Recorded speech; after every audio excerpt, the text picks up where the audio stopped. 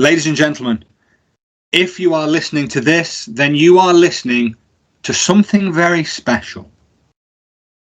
Not only is it a time to be festive and merry and happy and love thy neighbour. Hang on, what? No, sorry.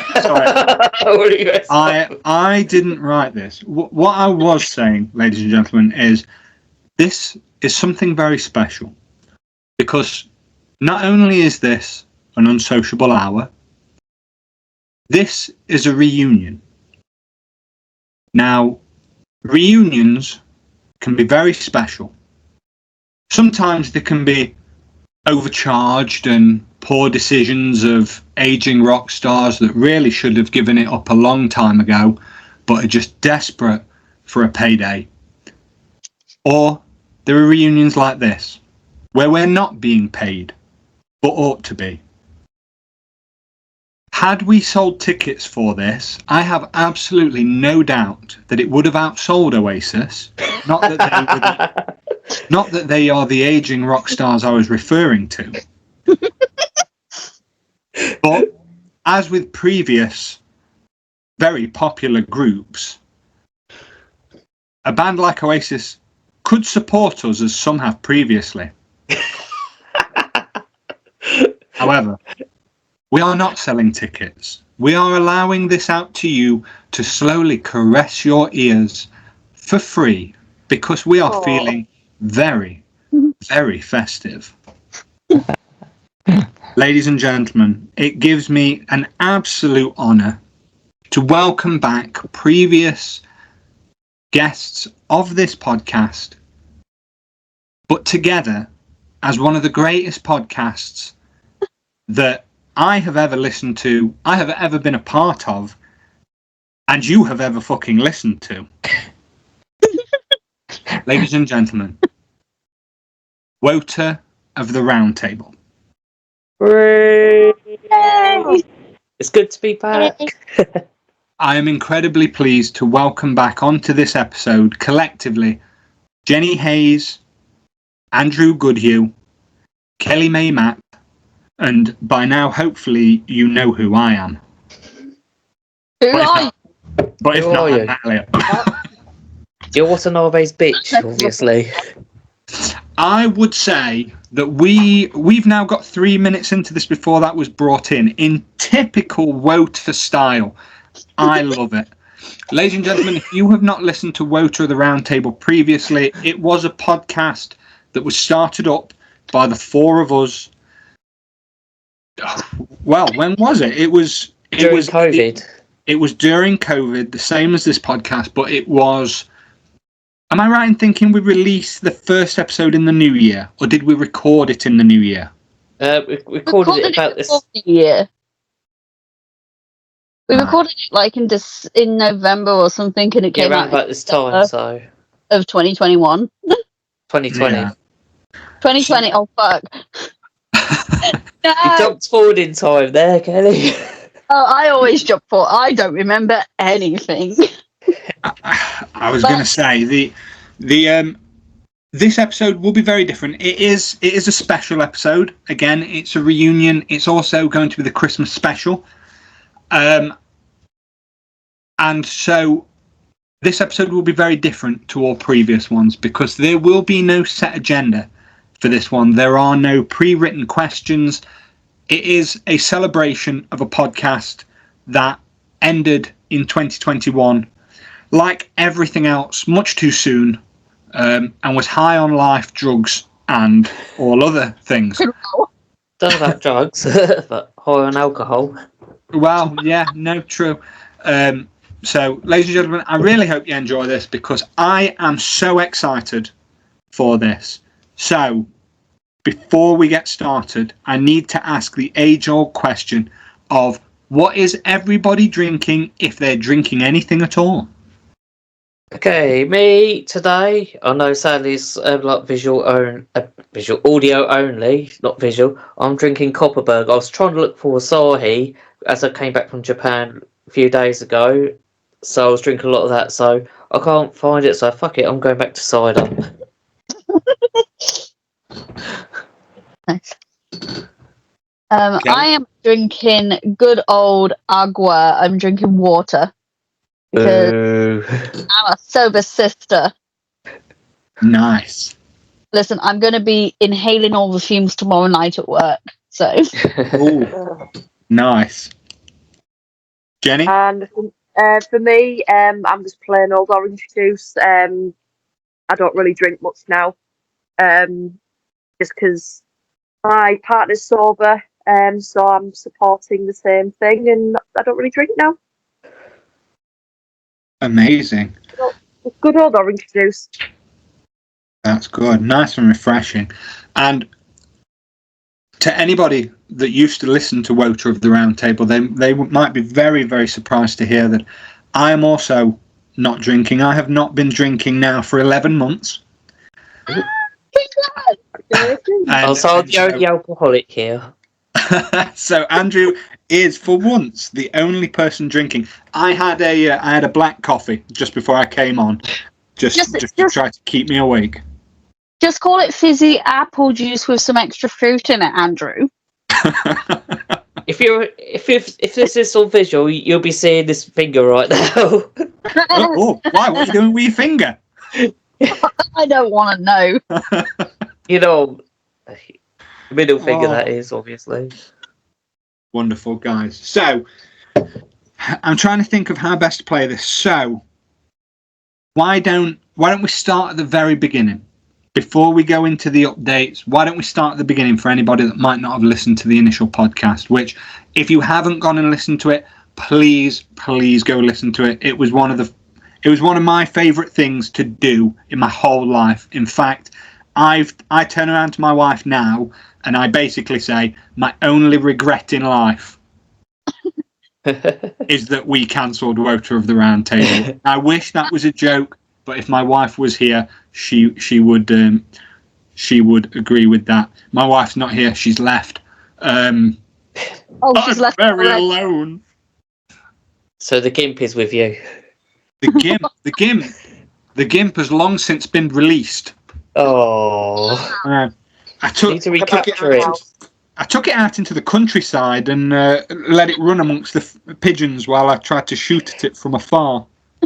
Was that after WOTA closed? Were you just like, no, you can go now, you've lost your purpose?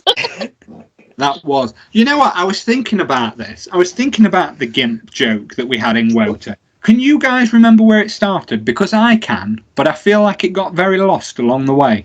Because I remember one time you was turning around and going, "Shut up, GIMP." Yeah, I think that's when it came up, and then we just ran with it. I remember in the early days of the podcast, we were throwing a lot of ideas at the wall. We were trying to figure out what we could come up with. And I suggested that what I might do at the time for the social media page was I would do almost like a jokey thing of, I'm going to introduce you to where I record my section of the podcast. And I was going to show them I'd moved back in with my parents. It was a cribs type deal. It was going to be like, this is my crib. Yeah, it was. It was just because we were trying to come up with content that people would laugh at. And I remember I was going to kind of show them around my room, and I was going to have my younger brother dressed up in a GIMP costume, hiding in the corner, as if he's just been caught out in the act. The idea of that. Anybody that's familiar with YouTube, can you remember a channel called Filthy Frank? Yes. Oh yes, I remember. Yeah. So do you remember Pink Guy? How he just used to like that guy that was just dressed in the head to toe in the pink suit. Yeah. It came from like the thought of that, where it was just like he's just in the corner, like going. They just bounce. And I remember we brought that. I obviously never recorded it, or that would have been a fantastic, lost tape to put on. But I remember I was laughing. So I was obviously drunk, but I was laughing my absolute head off at it. And so from that point, I think it was just one of the episodes where it's just like, God, shut up, GIMP. Because what was happening was my brother downstairs, I remember, was making a lot of noise. And I was worrying that it was going to end up on the podcast. So instead of just obviously turning round while we were recording and going, will you fucking shut up?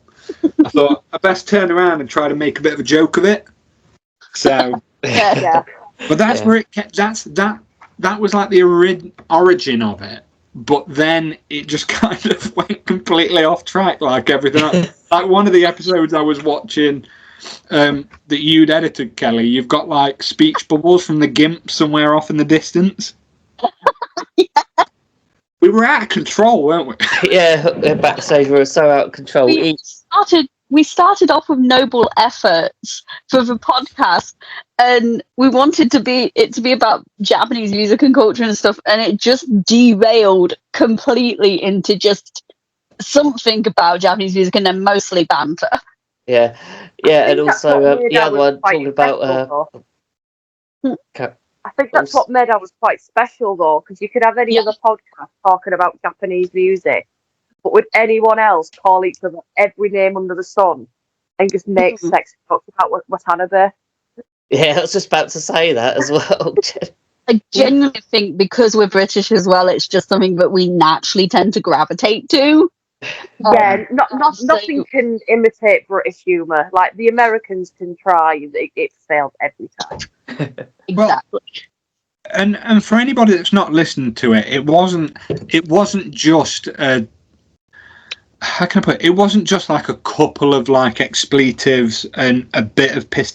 It was kind of, we were really going for it to the point where, I mean, we've got people that we know and friends and stuff who run really, like, how can we word it? Like really professional outlets and stuff that kind of just completely refused to affiliate themselves with us.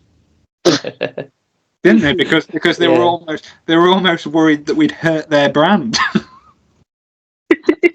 Yeah, which is hilarious. Because I don't think we ever took any of it seriously. I know, and I always felt a little bit sorry for you, Andrew, to be fair, because I know that you wanted it to be like.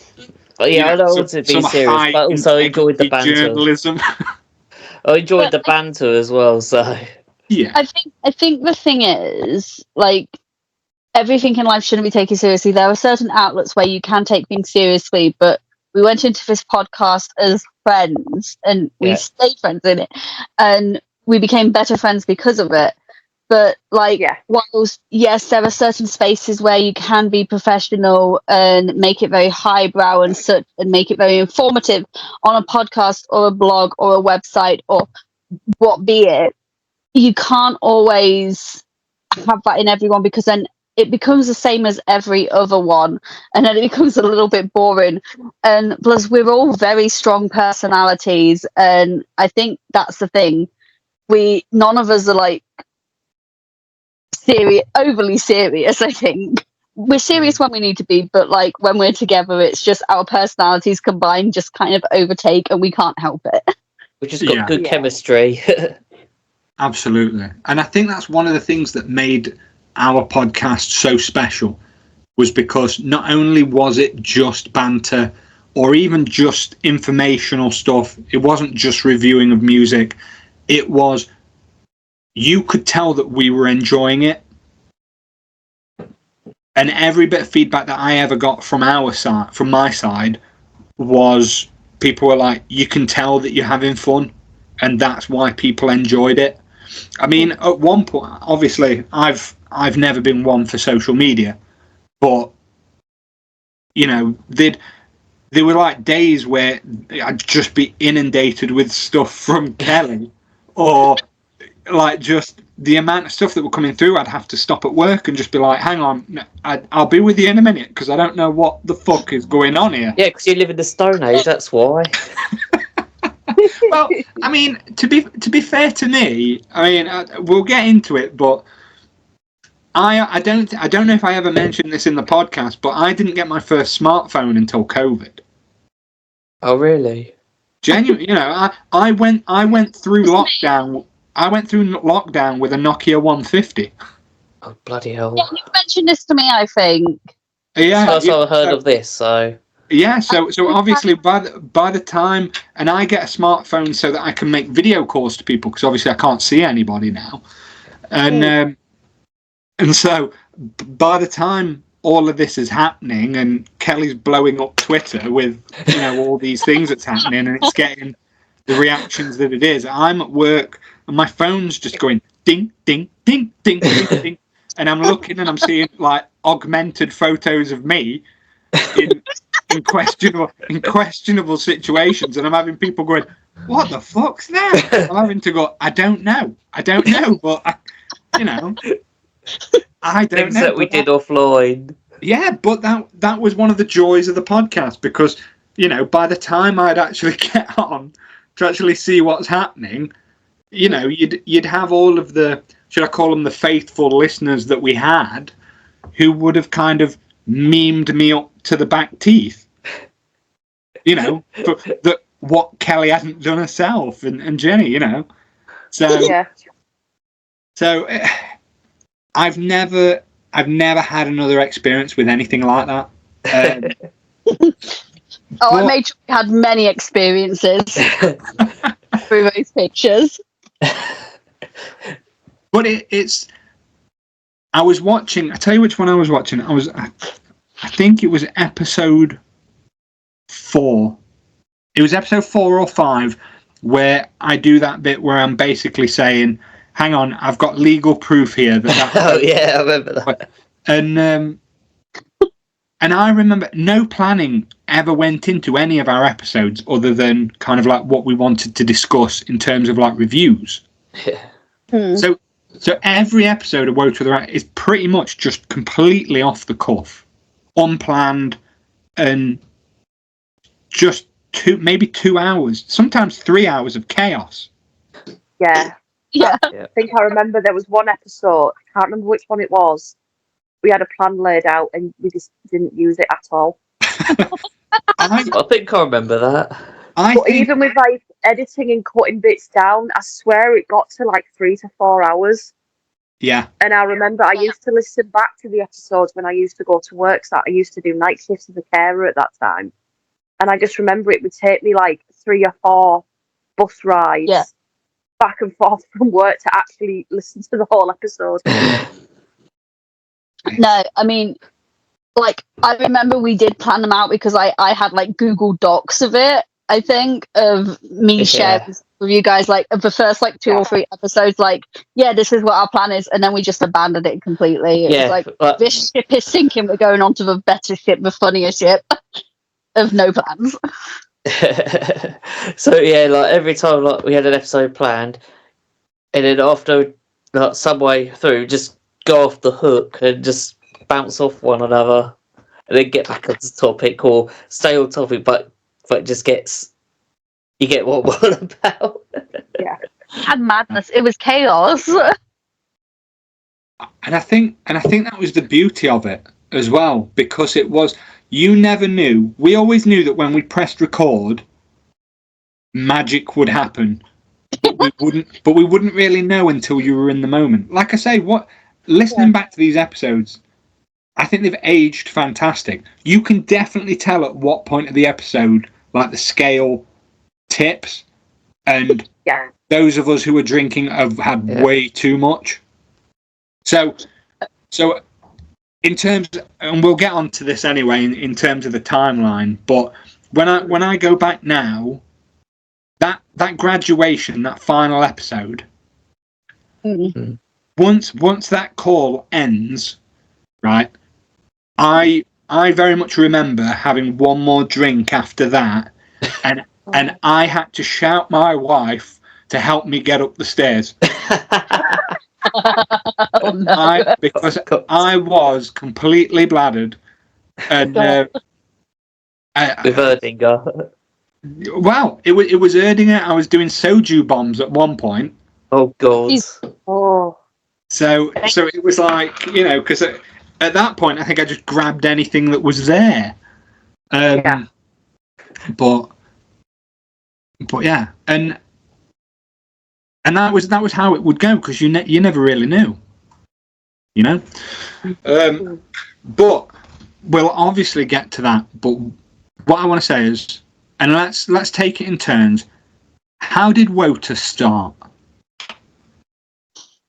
God, I think you approached me. Like, I think me and you were talking a fair bit at that point, and you were like, you wanted to do a podcast outside of the Unsociable Hour. Yeah. And I had mentioned that I was interested in doing a podcast because I'd done it previously, but I'd always done it on my own. So, and then we started like figuring something out, I think. And then we decided like we'd ask people. But we kind of came up with we were like, oh, we want Jenny and we want Andrew. Yeah, because for anybody that doesn't know already, obviously who hasn't listened to WOTA of the Roundtable, everybody here had their own creative work happening long before. So Kelly had operated a much respected blog and had a YouTube channel. Jenny had a music career, and was quite well known in that. Andrew had been quite well known because he was doing a lot of review channels and had worked on a previously unmentioned, creative project. I had started this podcast purely as a way to try to,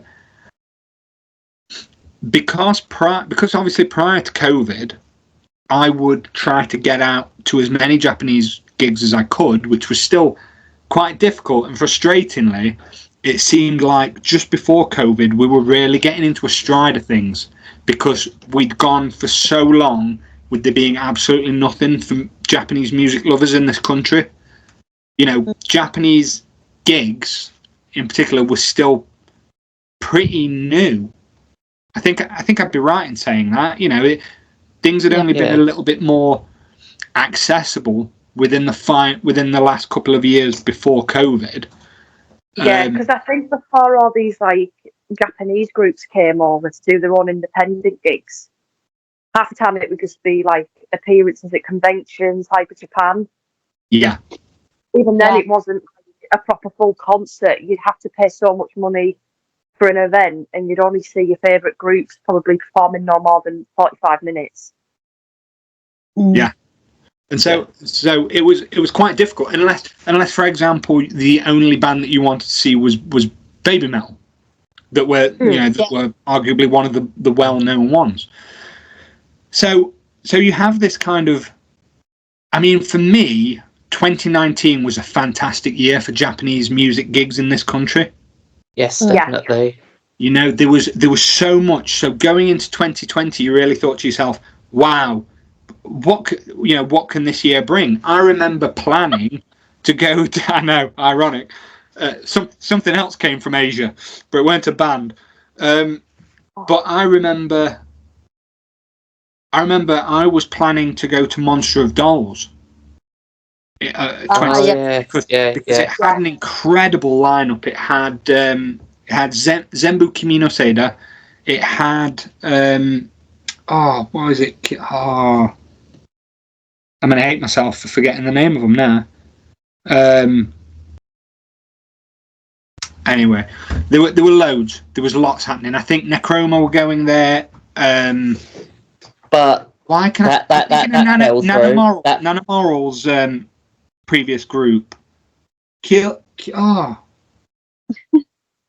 Never mind. They did that track Lilith.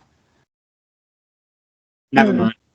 But anyway, that was going to be a fantastic lineup, and I remember thinking, this is going to be it. This is going to be the year for that. Obviously, then it doesn't happen.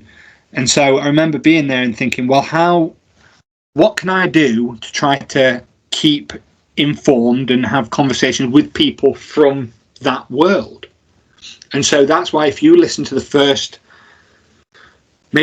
10 episodes of an Unsociable Hour, it's all people that were involved in some way in Japanese music. Because that was kind of like, well, let's do this. Let's try to find some way of keeping in touch with those people. And then, for me, there's a separation from my ex-wife. I moved back to my parents' house. I kind of don't know what I'm going to be doing. I And then at some point in kind of like in an interim period, because I meet Sean and stuff again, who's somebody I knew from my youth. And so I'm in this kind of like strange situation. And then I'm thinking, well, I need to do something because now I'm just cooped up at my parents' house, you know, and I'm 30 years old. I need to be doing something, but I can't leave because of COVID, you know, and I need something. And then lo and behold, we start these conversations. Yeah. You know, so from that initial conversation, where does it go from then? Can you guys remember the first time we actually spoke about it? Or Can I go back to like the start? So I was just randomly looking stuff on YouTube. I get a message from Kelly saying, "Do you want to be in a podcast?" And Matt's going to be part of it. I thought, and I was going like, "Who's Matt?" And then till he said Elliot, I thought, "Oh crap, from Unsociable Hour." And then I said, "I've got to do it." I'm surprised you forgot who Matt was. yeah, just for a brief moment. So The biggest dickheads are always the most memorable. yeah. Yeah, I think I had the same, I guess, initiation into the podcast. I remember you messaging me, Kelly, as well, and asking me, "Oh, would you like to be part of a podcast?" And I was like, "Oh, it's a bit random, but you know, I don't think I knew from the get-go that we would be working with Andrew and Matt, from what I can remember anyway. And I just remember thinking, oh, this is like a cool new project, because I started listening to podcasts at the time, but I think it was before a lot of, in quotes, content creators decided to jump on the hype of podcasts. yeah, You know, and I thought it was quite fun, kind of doing a bit of media before it became mainstream, I guess. yeah. Mm. But again, like Matt said, I mean, it gave me, because I mean, I've been part of the J music scene for, I can't even remember how long now, since like the age of 16, and I'm like coming up nearly 31. That's how long it's been. Like it's just always felt like it's been there. And I guess being part of the community, I guess I kind of had a different view of it, because I was doing it more of kind of being one of the artists, I guess, instead of being somebody that watches the content and analyzes it and stuff. I was actually part of it as well, so it was quite nice to get your perspectives about the scene as well, if that makes sense. Yeah, I get it. Also, I like how you both say that it was like saying, "Oh yeah, Kelly recruited us." It makes me sound like I'm a cult leader bringing you in. Thank you. Yeah, of course, Matt didn't have social media at the time, so it was you that just messaged us. So This is true. Like, Matt didn't have Facebook or anything. He made the Twitter account, his Twitter account specifically, just to try to vote. Because I know. And then regretted it. I pestered him. It's mostly because I pestered him. yeah, And loads then of pit notifications. a day later. Yeah. And then he'd resurface it like 2 weeks later and then delete it again. It was because I was always there thinking, well, surely by now they've fucking stopped. No. And then I'd go back in, and it was like the minute that I'd log back in or I'd mention something on anything unrelated, like Kelly would somehow have got a notification that Matt's been online again, and so she thinks, right, round two, dickhead, you getting it? It was my hyperfixation for a while to just rip the shit out of you. It was so fun. Like I said, it was, and you know what? It was so funny. There was really something galling though in, like, I obviously knew that it would have been Kelly's friends or fans that would have probably been commenting on it the most, but there were people that I obviously had never met, had never had any kind of conversation with, that would comment on things, and they'd be like, "That sounds like a Matt thing to do." And I'd be there and I'd be going, I don't know who the fuck these people are. Do you know what I mean? It was quite freaky, but you know, but it was funny. So that's how the conversation starts. I I can remember the first time that we really sit down and we start taking it seriously, and we each record an introductional video. Yes. Oh my god. Yeah. Oh yeah, because like as it's four of us, one of us has to host, so we did it in a pattern. Each episode, one person does it differently. We also introduced ourselves individually, and then like put them on Twitter one by one. Yeah. Yeah. I made a logo as well, which I'd never made a logo before. I'd kind of made one for Game Must Time, but I fucking love that logo. I like it. It's still one of the greatest logos, and I've still never seen one like it. But still to this day, mate, like I say, I went back and I listened to all of these episodes again today, and sorry. Fucking hell! All today? That's a lot of episodes. All today. That's a lot of hours today. That's dedication. Well, it is. But all of today, I've listened to them, and I still get chills when each one individually comes up. When it goes,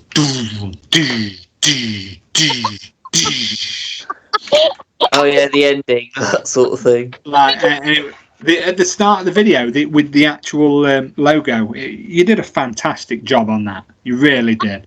Editing it, like, I mean, that's what like my original like college degree was in video editing and stuff and film, and so like I love video editing and stuff, and I was just like, yeah, let's make this as amazing as possible for this really serious podcast.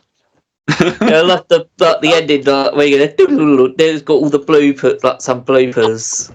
Yeah. But i.e. my Facebook or Messenger going off randomly. Oh God, I remember that.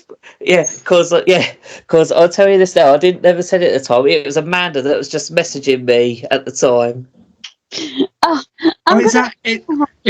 It was Amanda that was. Yeah, it was Amanda messaging me like while I was recording. I forgot that I had it up loud, so. I felt like every episode we had to turn around and go, Andrew, have you turned your shit off?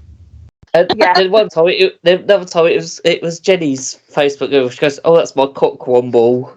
Oh God! God! Don't even bring that up. And it became an episode name as well. Oh yeah, totally different life. No, he is a cock. So let's be real. Oh, we don't want to go into that. It's probably listening. But we'll get away from that topic now. It's not triggering or anything. It's just I'd rather not waste my time.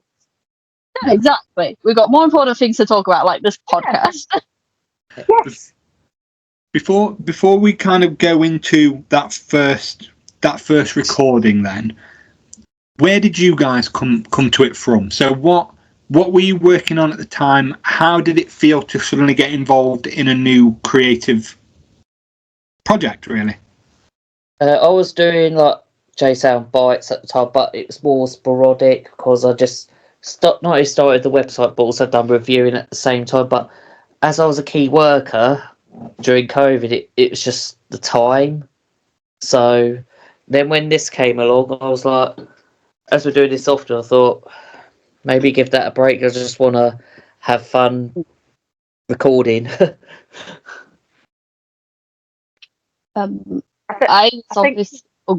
Go Jenny, go. No, I was just saying, like, I remember at the time when we were starting the podcast, I remember again it was lockdown, and just like Andrew, I was working in the care sector, and it was just I needed something because I couldn't do any performances. So I think that's around about the time that I did my Kawaii Killer EP, and I think that was like the biggest surge of creativity I'd done in a long time. Like, it was like a really good passion project, and I felt very, very. I don't know, I felt really inspired with like everything, because I think being trapped in COVID, it kind of brought out extra creativity in people. And then obviously doing the podcast, I was like, oh, this is something new I can do, and it just kept me active and just kept me mentally stimulated, and it was just nice to have those recordings for the podcast. It was always something I looked forward to doing. Oh yeah, definitely. Yeah, so for me at the time, I was kind of dwindling with blogging in general. Like, I had my blog, but I was just in a really weird point. Like, I think I drained myself with OK Musume time, and I just was not feeling it anymore. So I was getting ready to close the blog down at that point because I closed it in the January, like after, like in 2021. But like I was technically still blogging at that point, but I wanted a new avenue because creative people like different creative avenues sometimes. Yeah. Like we'll go back to our main creative avenue. Like I've always loved writing. I will always go back to writing. But at the time I was just like, okay, I need something different. And obviously the podcast came up at that point. I had just done my thing with Matt, like on an unsociable hour. And then he was just like, okay, do you want to do a podcast together? Like, nudge, nudge, wink, wink. Type thing. Like, come on, say yes. And I was ready for something different. And I think this was the creative outlet I kind of needed at the time. I think I was just a bit stuck because, especially with the pandemic, I was at home most of the time because I was a bartender at the time, and I wasn't able to work as frequently. Like, it was slowly getting back to working frequently, but yeah, so I was mostly bored and not really finding any joy from blogging. So this brought some joy back into my life. Amazing. So It's our little therapy in a way as well. Yeah, kind of, I reckon. absolutely, yeah. And I think everybody, what was amazing was that everybody felt, I know I did, I felt like I could just be myself on the podcast. I mean, I was arguably a very kind of, for the most part, I say that, I played somewhat of a character, you know? Which is obviously far removed. Anybody that's not watched WOTA of the Roundtable, you are not getting this version of Matt on WOTA of the Roundtable. You know? You are getting an extreme version of Matt. So the complete opposite side, you know? Because we were making it enjoyable, we were making it fun and wild and chaotic. So we all record a little introduction video that gets put out on the Twitter, and it was all around the question of what does WOTA mean to me? And for anybody that doesn't know, a WOTA is a fan of Japanese idol music, but it's not just that, is it? So so explain to us in more detail what a WOTA would be considered as, Kelly. Oh God, why me? Okay, so a WOTA, obviously the main definition is that they are an otaku of sorts. They are a fan of mostly Japanese idol music, like specifically sometimes one main group, but there's a lot of fans who are DD, which basically means they go for different groups as well and different idols and such. But like, I forget what I had said, what I considered WOTA to be when I'd initially done that video, but it's like right now I consider it to be family, because it's a collective of people who come together to cheer on these groups and these idols and to basically allow them to live their dreams and everything. It's, you know, it's a collective of people who are there to support, and they don't just support the idols, they support each other. Yeah. Yeah, I agree. So you guys would be in agreement with that as well. I think. Yeah. It's. Yeah, there is no actual better way of putting it than that. And to anybody that's not been to a Japanese idol concert, should we say? I don't even know if you could call them concerts, but let's call them a concert. Live show, gig, performance. So showcase. You really don't know. You really can't imagine it, because you think you know how it would be, but the feeling is almost incredibly electric. I've been to like stadium shows, big, huge, you know, artists, bands things that you would go to and you think, oh, I bet the atmosphere must be fantastic, and they've had absolutely nothing on a very small 40 people in a basement of an idol show, where every single person there is giving 120%. It's phenomenal. I remember so one of the other previous guests of this podcast, Dale, I remember he mocked me for years for liking Japanese music. Not in a nasty way, but just kind of like he'd always like take the piss. And so I remember I said to him once, I said, right, look, there's this thing coming up called there's this band coming up, Mutant Monster. Come and watch them with me. And he was taking the piss the whole time. He gets there. I've got a photo of him by the end of the show where he's having them sign his arm. Because he's not got anything else they can sign, so he's asked them to sign his arm. And he said, and I remember we were driving back from Huddersfield, and he said, "Do you know if a tattooist was open, I'd have him tattoo this on me." Wow. Right? He would then, off the back of that, go with me to go and see the Hanako gig. Nice. So the Indie Idol. Oh, the Idol Infamous, yeah. And he had so much fun that it's almost like, I think if I rang him up now, I bet he's still wearing his Mutant Monster wristband. but he, because he went to it again thinking, well, I bet this is just a bunch of weird people, and then he came out of it like, wow, I can't believe that. Yeah. So there's really something special about these shows, and you can see what the pull for them is. It's always something very special. I think with idol shows, with people who are on the outside of it, on the cusp of it, who don't understand it completely, they don't see the camaraderie at first that's between the fans and the idols. But I don't think they also see how the idols can make you as a fan feel like, happy. You're such an important person to them that they want to make you happy whilst you want them happy. But it's also the wonderful thing about being a WOTA and being within that crowd is that it's not just someone who's exactly like you. You see so many different people. You see businessmen. You see people who've literally just come off of a train from work in a suit and a tie. You see people in like anime merchandise there. You see people with pen lights. You see people who are dressed really, really cute or not as cute or whatever. Like, you see really cool people. You see really young people. You see really old people. It's not just a collective of one type of person. The issue with a lot of people when they think of Japanese otaku especially, and even English otaku, is that they are all old men who are salivating over these girls. And it's like, that's not true. Like, yeah, I agree. Look at the British fans as well at this point. Like, you get so many metalheads.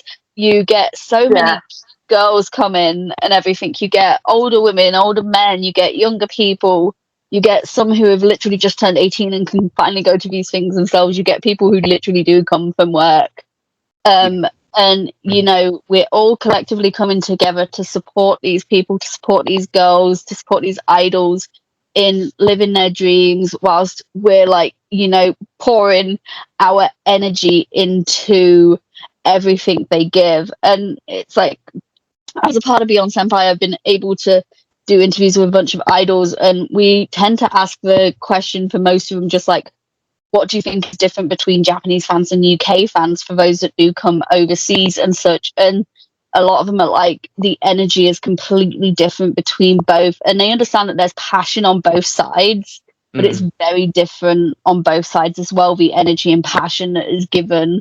Like, I find the Japanese fan mentality and energy absolutely awe-inspiring and amazing. But I also think that the energy we have as fans over here in the UK and over in the EU is absolutely awe-inspiring as well. It's completely different, but no matter what, the sentiment of how much we care and how much we love and how much we want to give back is still there. Yeah, I kind of agree with what Kelly said there, because like we're going to explain later. I just kind of agree with what she's saying about the passions there, no matter what, and also if you're at a Japanese show and you're like say in the middle, not reacting, all of a sudden you're like pushed to the front by a Japanese guy just to get on with it, like sort of thing. I think one of the things that I like about being an Idol fan, and I think because I'm a big, massive fan of the alternative rock scene, like over here in the UK, like it's just what I like is when I've been to Idol shows, like the Idols know that their fans are there at the concert, but when you're doing meet and greets and you're like, I love your music, there's still a like disbelief that you're there to support them, and I think it's just really nice. You know, so it feels like you're not talking to a celebrity, you're talking to somebody who's just doing what they like doing. Yeah. And I think one of the reasons why you're saying about the energy from, let's say, British or overseas fans, should we say, as opposed to kind of native Japanese fans, is the European fans, not to take anything away from obviously the native Japanese fans, but the European fans kind of we can't take it for granted because we know how rare it is, you know. So you'll get people literally traveling from other countries just to see the group because it's easier to obviously see them because it's such a rarity for certain groups to come into Europe that you almost think to yourself, well, I literally cannot afford to miss it, you know. Whereas obviously if you live in Japan and you know want to travel to Shinjuku or Shibuya, you know, you can pretty much see anybody that you want to, you know. But that's not to say that they aren't giving the same amount of energy. It's just, I suppose, from our perspective, you know, it's a lot harder, you know. Yeah. Yeah. But maybe that's, you know, maybe that's my bias there.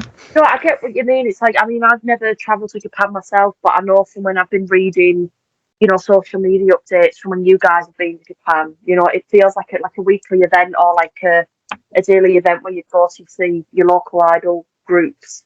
But it feels like, it's like a weekly night out. Whereas obviously over here in the UK, it's like, it's like our yearly thing or maybe every few years. You know, so I think there's like a big appreciation from both, but in like a different kind of context. I think also with the fact is in Japan it's on their doorstep. They can see any group they want at any point as long as they're performing in the week or at the weekend. If you're in the UK, we get what we're given. Yeah. We don't necessarily care for that group. If Mutant Monster came, yeah, we're going to it because, oh my God, as long as you've got the money and the means to go to it, like, we're like, yeah, we're going to go to it because, like, there's no other group that's coming for another 2 or 3 months. I mean, don't get me wrong, more groups are coming more frequently, but, like, this is one of the things I've brought up to people a lot, and I think some people don't get it because not many people I know are Orthodox Idol fans within the UK, other than, like, Jenny and a few others. But a lot of the groups that come over are Japanese metal bands, not Japanese idol groups. Like, I know WAC is essentially known as an idol group, but their music is not exactly Orthodox Idol, which is, again, what I tend to care most about. It's like, you know, a lot of people are like, oh my God, what groups are you going to go see in Japan when I went in October? And it's just like Orthodox Idol groups. And they're like, oh, but you're not going to go see this, and this. And I'm just like, well, no, not really, because they're not really my thing. My main metal group is Satanic Punish. In fact, they're probably my only metal group that I really, truly, deeply care about. But, like, again, we don't get this on our doorstep all the time. We can't really be picky with what we get. And I love all of the groups that I go to see. I genuinely do, because they're all amazing. They're all, and I think this is what people also don't get with idols. They are all amazing performers on the stage in the fact that they grab your attention. They are all eye-catching. They all make sure that you notice them. Even if they're not necessarily the best singer or dancer, they are all incredibly captivating. They're fucking amazing. Yeah, I agree completely with that. And to anybody that hasn't, please go. Get yourself out there. If you have any interest in this at all, or it's somewhat fascinated, my God, any of the previous WOTA of the Roundtable episodes will give you exact places where to look and exact recommendations. God, it's honestly, it's fantastic. So thank you for sharing that, guys. So our first episode, almost that, I believe that's the one that you're referring to, Jenny, where we had all of the notes and the exact way that we were going to play it, the whole plan, and we press record, and not one thing actually gets dealt with. I think I remember. I think the one thing that I planned on doing was, I think Passcode had released an album in December before, Strive. and I remember I'm a big, massive fan of the group still. Don't get me wrong, but I've kind of fallen off the radar with them a little bit.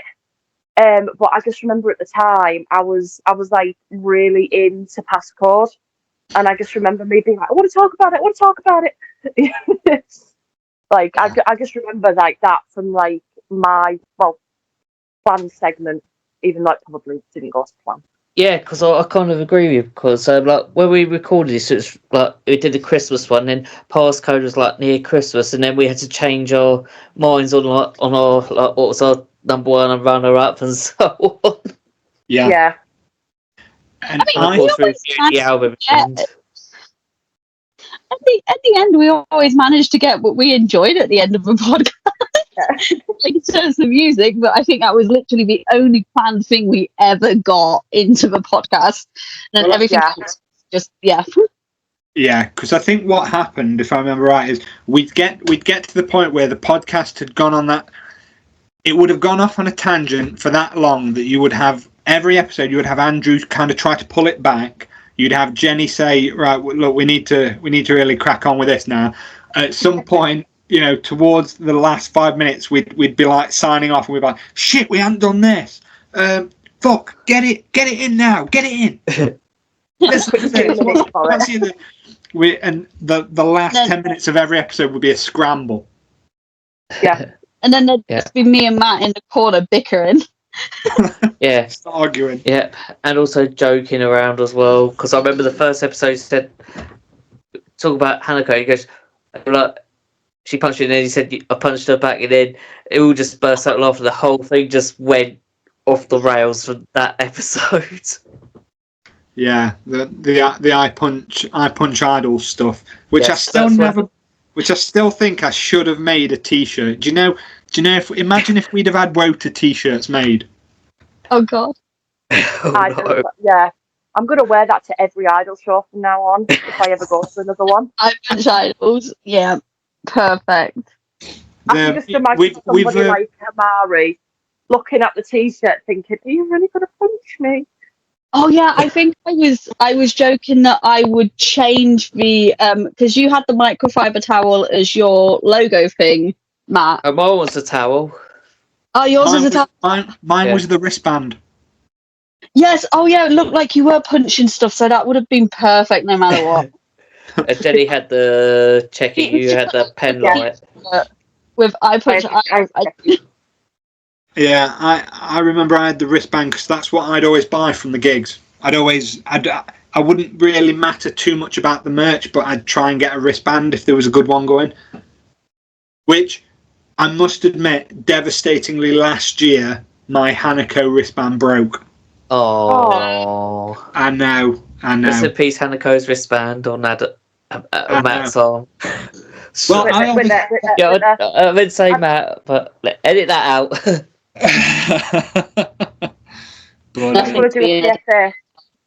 It's okay because I obviously got that Hanako tattoo, didn't I, in the end? So, but I was a little bit disappointed. I think if Hanako's listening to this, she could give you a free wristband. I think if Hanako's listening to this, I think we've succeeded at much more in life. Because I'd be surprised. I don't know. I think one of the things I've always loved about podcasts is because I've never cared about how many listeners anything I make gets. So when things go out on podcasting apps or on Spotify, because I'm not bothered in views and stuff, I put it on there and I don't care. I think, when things go on YouTube like this obviously does now, just purely just so that I don't have to pay hosting fees. The kind of the views thing, again, it still doesn't really matter. But you do think to yourself, who's fucking watching these? Who's the 3 people? Because I know I'm one of them. But it is what it is. So we record that first episode. We have a great time. Absolutely hilarious. And it's fun now going back and actually looking what we looked like back then. Because you'll be surprised. I mean, it's been what? It's been 4 years now. Yeah. Yeah. Since probably next month. Next month it will be 4 years. 4 years, yeah. God, Since the first episode went out, lives have changed so much. But we'll obviously get into that. So, episode 1 happens. What's your thoughts off the back of episode 1? What's your feedback? Just the whole thing was I punched idols, and the whole thing just went off the rails, out of control, banter, and so as well as getting what we're talking about, but it's just the off the scale banter. Yeah, I think for me, like, after filming or recording the first episode, it was probably the first time I'd walked away from a group collaboration and thought, this is going to be fun. Like, I didn't feel any stress of having to meet a certain expectation. Like, I've got to be, professional in the next recording, this, that, and the other. There was just, like, no pressure to be a certain way. And I think that's what really helped us to keep going with it, I think. I think for me, I was tired after it, but in a good way. Like, I was happy. It was hilarious. Like, in my head, I was just like, that was funny as fuck. That's so fun. But yeah, it was a lot of fun. I think it was just, I don't think I expected it to be as chaotic and energetic as it was, but that's what made it amazing. And also on Twitter, we actually got 100 followers before the first episode came out. Yes, I remember that. Which I remember, and again, because I don't really care about the numbers, that really struck me, because I suddenly went, some people will scoff at 100 listeners or 100 followers or whatever. I remember thinking, that's 100 fucking people. That's 100 people. That's mad. I remember you saying this. Oh my god. Yeah, because it was like, that's 100 people that have shown an interest in something that we're actually. That's insane. We included ourselves in this because we all. Right. Yeah, because we promoted the hell out of it. We were 4. No, I mean, we're 4 of the 100 people. Yeah. Well, fair play. Well, I suppose when you've done it, but still, 96 people other than us. I had set up 90 accounts. So I didn't know you knew how to. I really don't. So that's episode 1. So from my perspective, in my life, and I'd like to know if anything obviously changed with you guys outside of it. You don't obviously have to share anything personally if you don't want to, but I will say, episode 2, I had always been terrible with scheduling. Okay, so I remember the night. It was outside. Well, yeah. So it was still like by the end of the episode, it was dark. Well, this is what I'm going to say. So second episode, we're getting ready to record. I've made plans with my now wife. I've made plans. I'm here. The 2 eldest kids are obviously still quite young, so everything's still loud. So I remember thinking, I can't record this in the house. So I think to myself, right, well, I know what I'll do is I will go and I'll find somewhere where I can record this episode.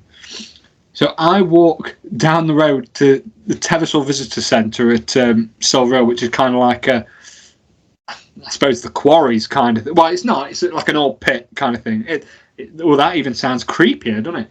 It's basically a You're not nice helping your case here, Matt. Yeah, I was just going to say, look, It's a nice little walking place, let's say, like a visitors centre. So I go there, and I'm sat there, and it is freezing. So episode 2's happening. It's recording. I'm sat outside this visitors centre. I'm trying my hardest not to freeze to death. I'm trying to kind of. So if you went back and actually watched it or listened to it now, you'd notice at some point I just start shuddering and shaking because I'm getting that cold, and I'm there thinking. we couldn't see you in the end of the podcast because it was dark. Yeah, surely by now everything's gone dark. I'm sat under a tree. I think I took a 4-pack of beer with me for the sake of the recording. So I look like, to anybody walking past or driving past, I'm just sat on my own drinking at this bench, recording this podcast. And I think towards the end, I turned the camera off. Or at some point, I remember it just got dark. So the camera goes off, and that's because I've actually decided to go and sit in the car to warm up. I understand. Oh my god. Right. But this is what I mean about how chaotic it was, because I look back now and I think, why didn't I just do it in the house and just mute the mic? But at that time, I thought, oh well, let's be creative. So that's episode 2 for me. I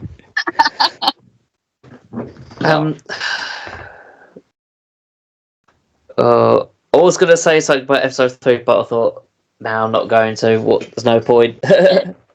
Yes, it. That's what I said. I was meant to say I'm leading the show, and I said leading the host. Oh yeah. I've been leading the host. Leading the host. I'm like, oh my god, I messed that up straight away. Genuinely, I think the one thing I tend to remember about doing WOTA of the Roundtable was just editing all these photos of Matt and just putting up these backdrops of Man United. Oh yeah. Putting up pictures of Matt in a Man United shirt. I know. That was disgusting. That was all the things that I saw. I don't know if it's a fever dream, but was there like one episode that we recorded where Matt couldn't record? Yes, so we all did the and we Man just U. put a photo, yeah. I mean, and also another episode where we had like, also another episode where Matt couldn't record, and we had like the so-called explicit photos that he was trying to defend himself on that Kelly. Oh, the couch photo. I still have all those pictures in a folder somewhere on like a hard drive or something. You need to keep them because you never know when. Yeah, you edited me onto Casting Couch, didn't you? That was what was happening. And then put like a black bar over your eye. Well, there were all sorts. I remember at one point I think I'm going to end up in fucking Fake Taxi next, or there's going to be something.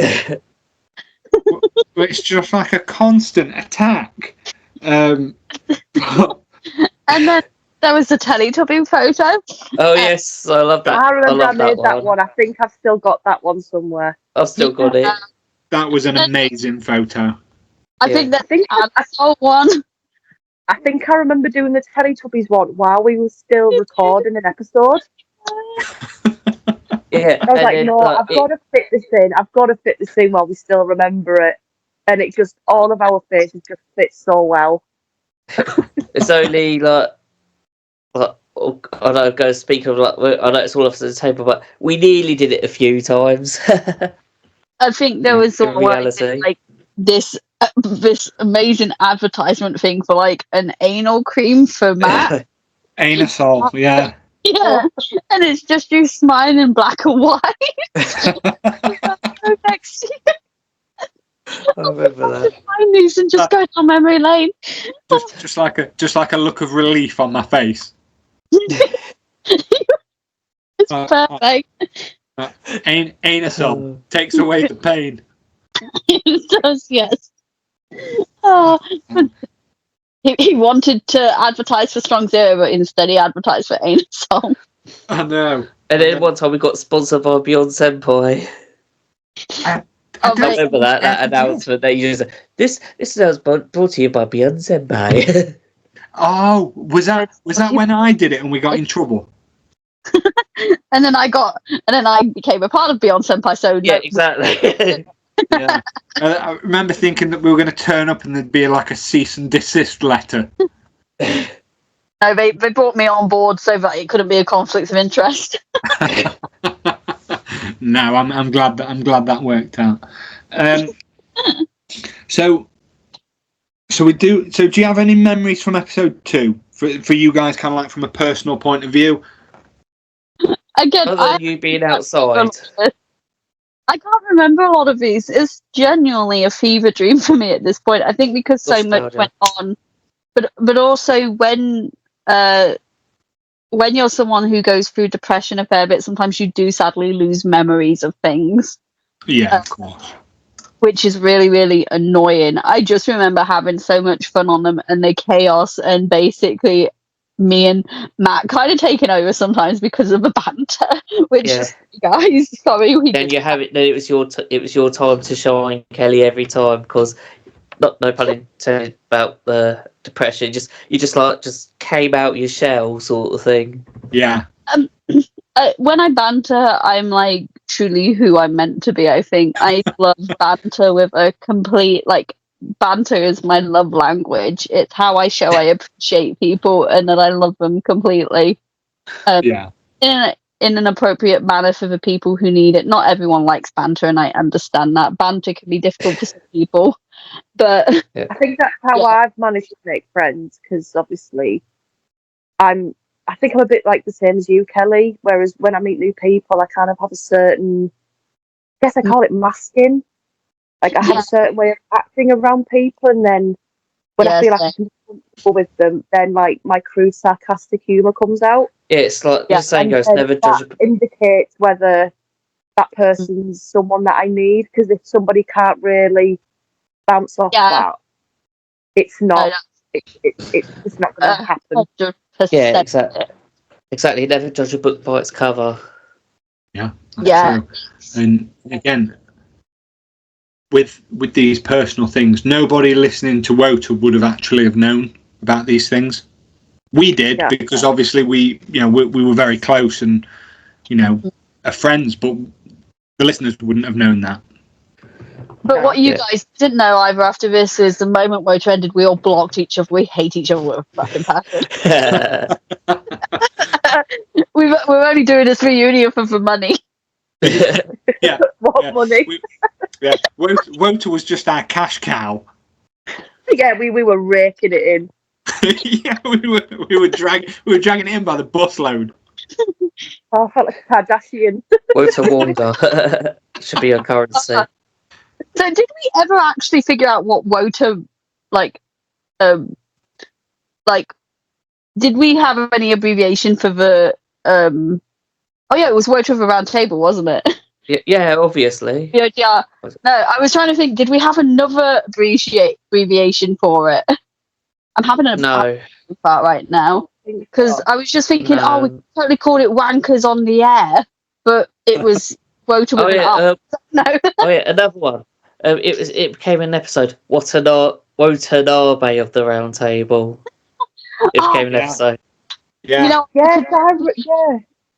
Yes, it just came to me randomly.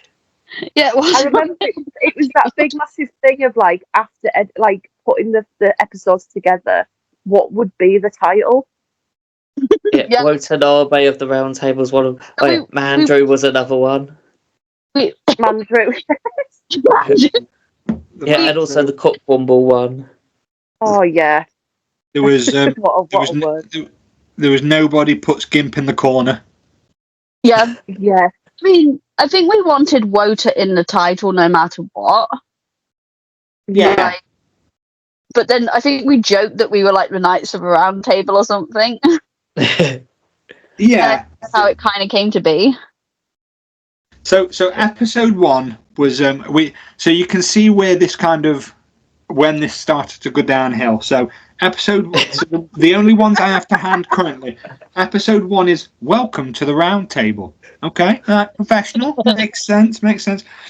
Episode 2 was New Year, New Round Table. Yeah, okay. Yeah. Episode 3, Send Strong Zero.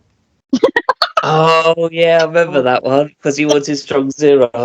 Yeah. Episode 4 was WOTA of the Round Table. I remember that one. Episode 5 was No One Puts Gimp in the Corner. at which point YouTube stops. At which point, that was when we kind of went, right, that's it now. Let's not bother with YouTube. Let's just focus purely on the audio. Obviously, that continued on.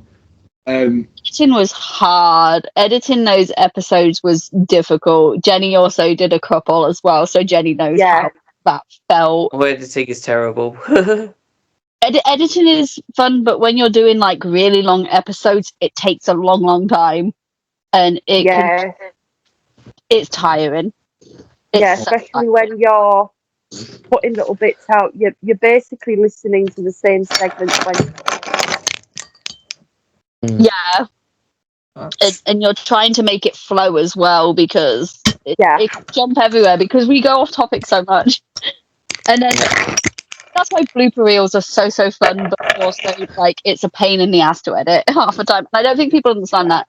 If you decide to do a podcast, and podcasts are typically edited anyway, if you're not putting it out unedited, I don't think people understand how much work actually goes into it.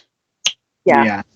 But by the end, all in total, we'd done 13 episodes of WOTA of the Round Table. Yeah. Fuck yeah. Oh yeah, we did an episode which was like sort of a festival sort of thing. Well, and this is kind of, I think we might be getting ahead of ourselves. So I don't obviously expect us to go through each of the. No, of course not. What I will just say off the back of what we'd named them, the last one that we ever put out in audio format just before what we referred to as the graduation was In Yorkshire We Trust. Oh yeah, it's because we're taking Mick out of Jenny instead of that translation. But what I love is that what we'd put down as the show notes for this, we put in which Andrew finally drinks something that is not cider. So very fitting, sir, that you are drinking cider again this evening. Welcome back. I tried to look for Sahi, but at one of the off licenses, but there wasn't any. Yeah. Sorry, go. Sorry, mate. So I was just going to say, obviously, off the back of that, we do our graduation episode, which is the live stream that we do at the end, which obviously is still available on YouTube. But that's where there's tears, congratulations, and it was quite an emotional evening. So what are you calling this episode, Matt? Are you calling it Back to the Round Table, Reunion of the Round Table Reunion? So obviously with this podcast, what I've always done is at the title I've always had the guests. So what I was going to do with this one was it would be episode number such and such, WOTA of the Round Table, and then kind of where it would normally say an unsociable hour, it will say like the X. So it's in like working with, and then it would be like reunion special. So it's not going to be unsociable hour. Get fucked, Oasis. No. I was gonna call it shameless cash grab. Perfect. But tickets are £100 each. Oh God, no, we can charge more than that. Get the dynamic pricing on. Yeah, dynamic pricing. Jesus, don't get me started. What? So you know what? We should sell merch. We should sell the I Punch Idol shirts. I'd love it, mate. Let's get it going. But what I will say before we get on to that, What memories do you guys have of the episodes before we get poached for that event? I really don't know. Because for me, it did feel like, I mean, I absolutely adored it, but it did. I felt like every episode we were just getting wilder and wilder. Yeah. Unscripted, and it just got wild. Yeah. At one point we got more aggressive. We were actually threatening the listeners. We were out of control. I just, I never just, you were my little pinata for banter. Oh, yeah, I remember. It was hilarious, but I was also, likewise, I was your punching bag for it as well. Like, we had a lot of fun. Genuinely, I just remember from what I do, because genuinely, fever dream at this point. I just remember that it was just so fun, and it was so easy and just so genuine on our part. And again, I remember a lot of Andrew trying to pull it back in, and me and Matt just like, no, we're going to keep going. And we're just like, oh shit, no, the episode's coming to an end. Back, we've got to get on with this. Definitely not like a PG sort of thing that we were doing. Definitely 18 plus. Yeah. Just so double-edged dildo screw on was one of on the very first episode. And lots of edited photos of Matt, poor Matt. Oh, but photos of you in the various dresses. Oh yeah. I made a GIF of you at one point. Oh yeah. Head on top of an idol's head from a music video because she was wearing a Man U shirt, and I think I still look at that sometimes and I just giggle. Yeah. I'm glad someone does. But so we're going through these episodes. We're definitely getting to a point where, at this point, I'm just thinking, friends have actually turned around, because I think at one point I remember at one point thinking to myself, if we could get some sort of sponsorship, not money, we weren't interested in the money. Fuck your money, you can keep it. But I remember being like, if we can get if somebody can be out there and they can promote this podcast, and that's for me what a sponsor, what I'd have looked for in that, which is at the start we could almost sound very professional and say this episode was sponsored by such and such, who we're not going to name because they never sponsored us, pricks. But and then I thought, oh well, it'd be nice because these would have an actual thing. And I'm joking, guys. There's no hard feelings. But I remember thinking to myself, that'd be really cool. And when they turned around and they were kind of like, I'm not sure we could actually do this because of some of the shit that you guys are saying and talking about. I remember genuinely thinking, this is it. We've got a winning formula here. If we are untouchable. You know what I mean? Actually, we've cornered it here. We've made this that special that people are avoiding us. We are creative pariahs. There were podcasts out there that are like far more controversial and such.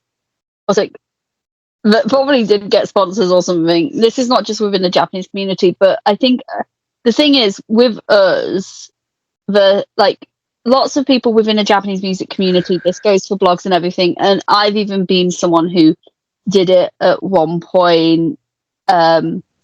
You either go one way or the other. You either go the way of pleasing everybody or pleasing no one. And I definitely went the way of pleasing no one.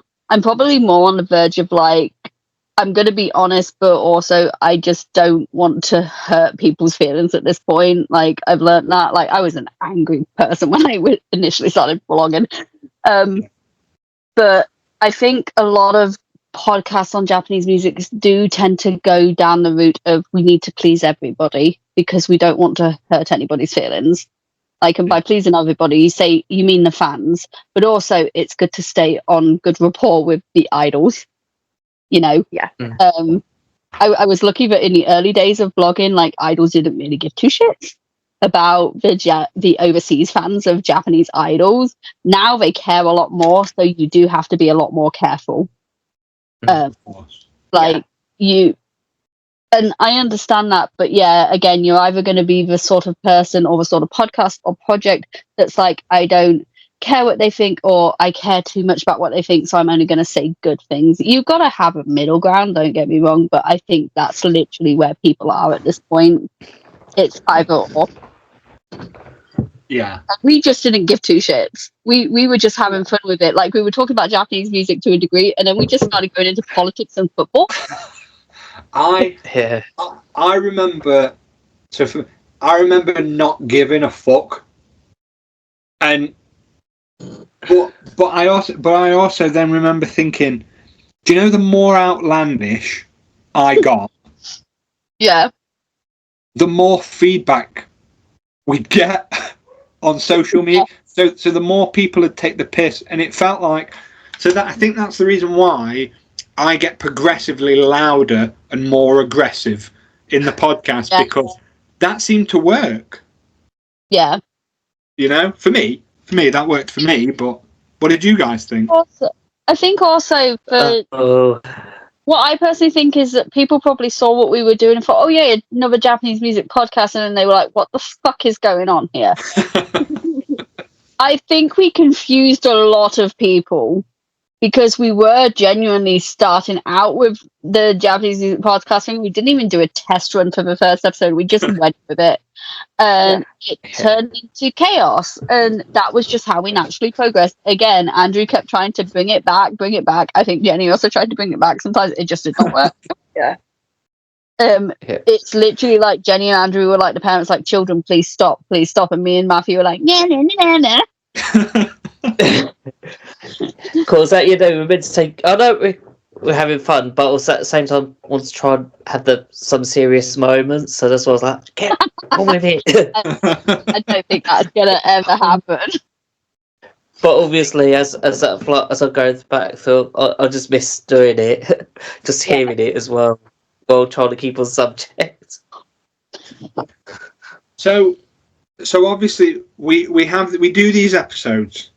It's we're enjoying them. You know, everything's going well. Who gets the email initially? The invitation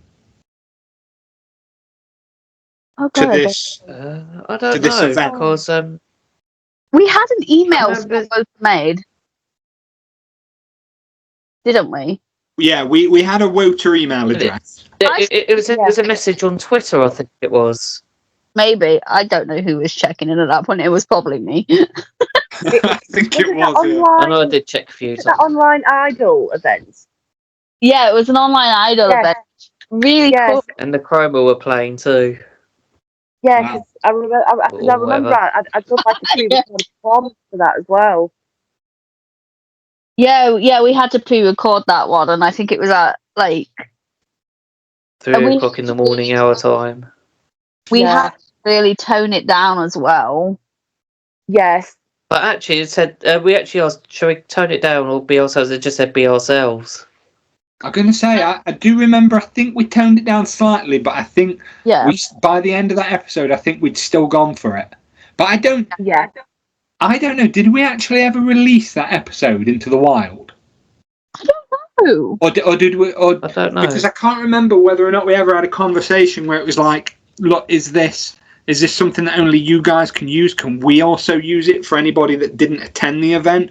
I feel like we were able to put it out at some point, but we had to wait a certain amount of time, from what I remember. But that could have been a fever dream. I mean, you've got it on the Apple Music, right? Yes. So I've still got them on my hard drive. So if it's not on Apple Music or Spotify or anything, or YouTube, we can always just put it out and be just like, here's a long lost episode you guys never knew about. Have fun. Oh yeah. Also, me and Jenny did a long lost episode, but I still got the original edit. I think Jenny still got the original edit of Baby Metal. Yeah. Yeah, that has a still. You guys will have to send me these. But so tell me if I'm wrong. I'll tell it the way that I think it went down. Bearing in mind this was years ago now, but this is the way I think it went down. This is the way kind of like where it's become that big of a thing that it's like, oh, maybe I've just made it up. So an email comes in and there's an online idol festival happening, like a convention or something, and it's happening over in the US. And they basically say that they'd like WOTA of the Roundtable as one of the guests for us to do the podcast live. Mm-hmm. And obviously, again, because scheduling with WOTA was always the main issue, wasn't it? Because you had four completely different timescales going on. So I remember I think the event was nearly an American time. Yeah, it was. Yeah.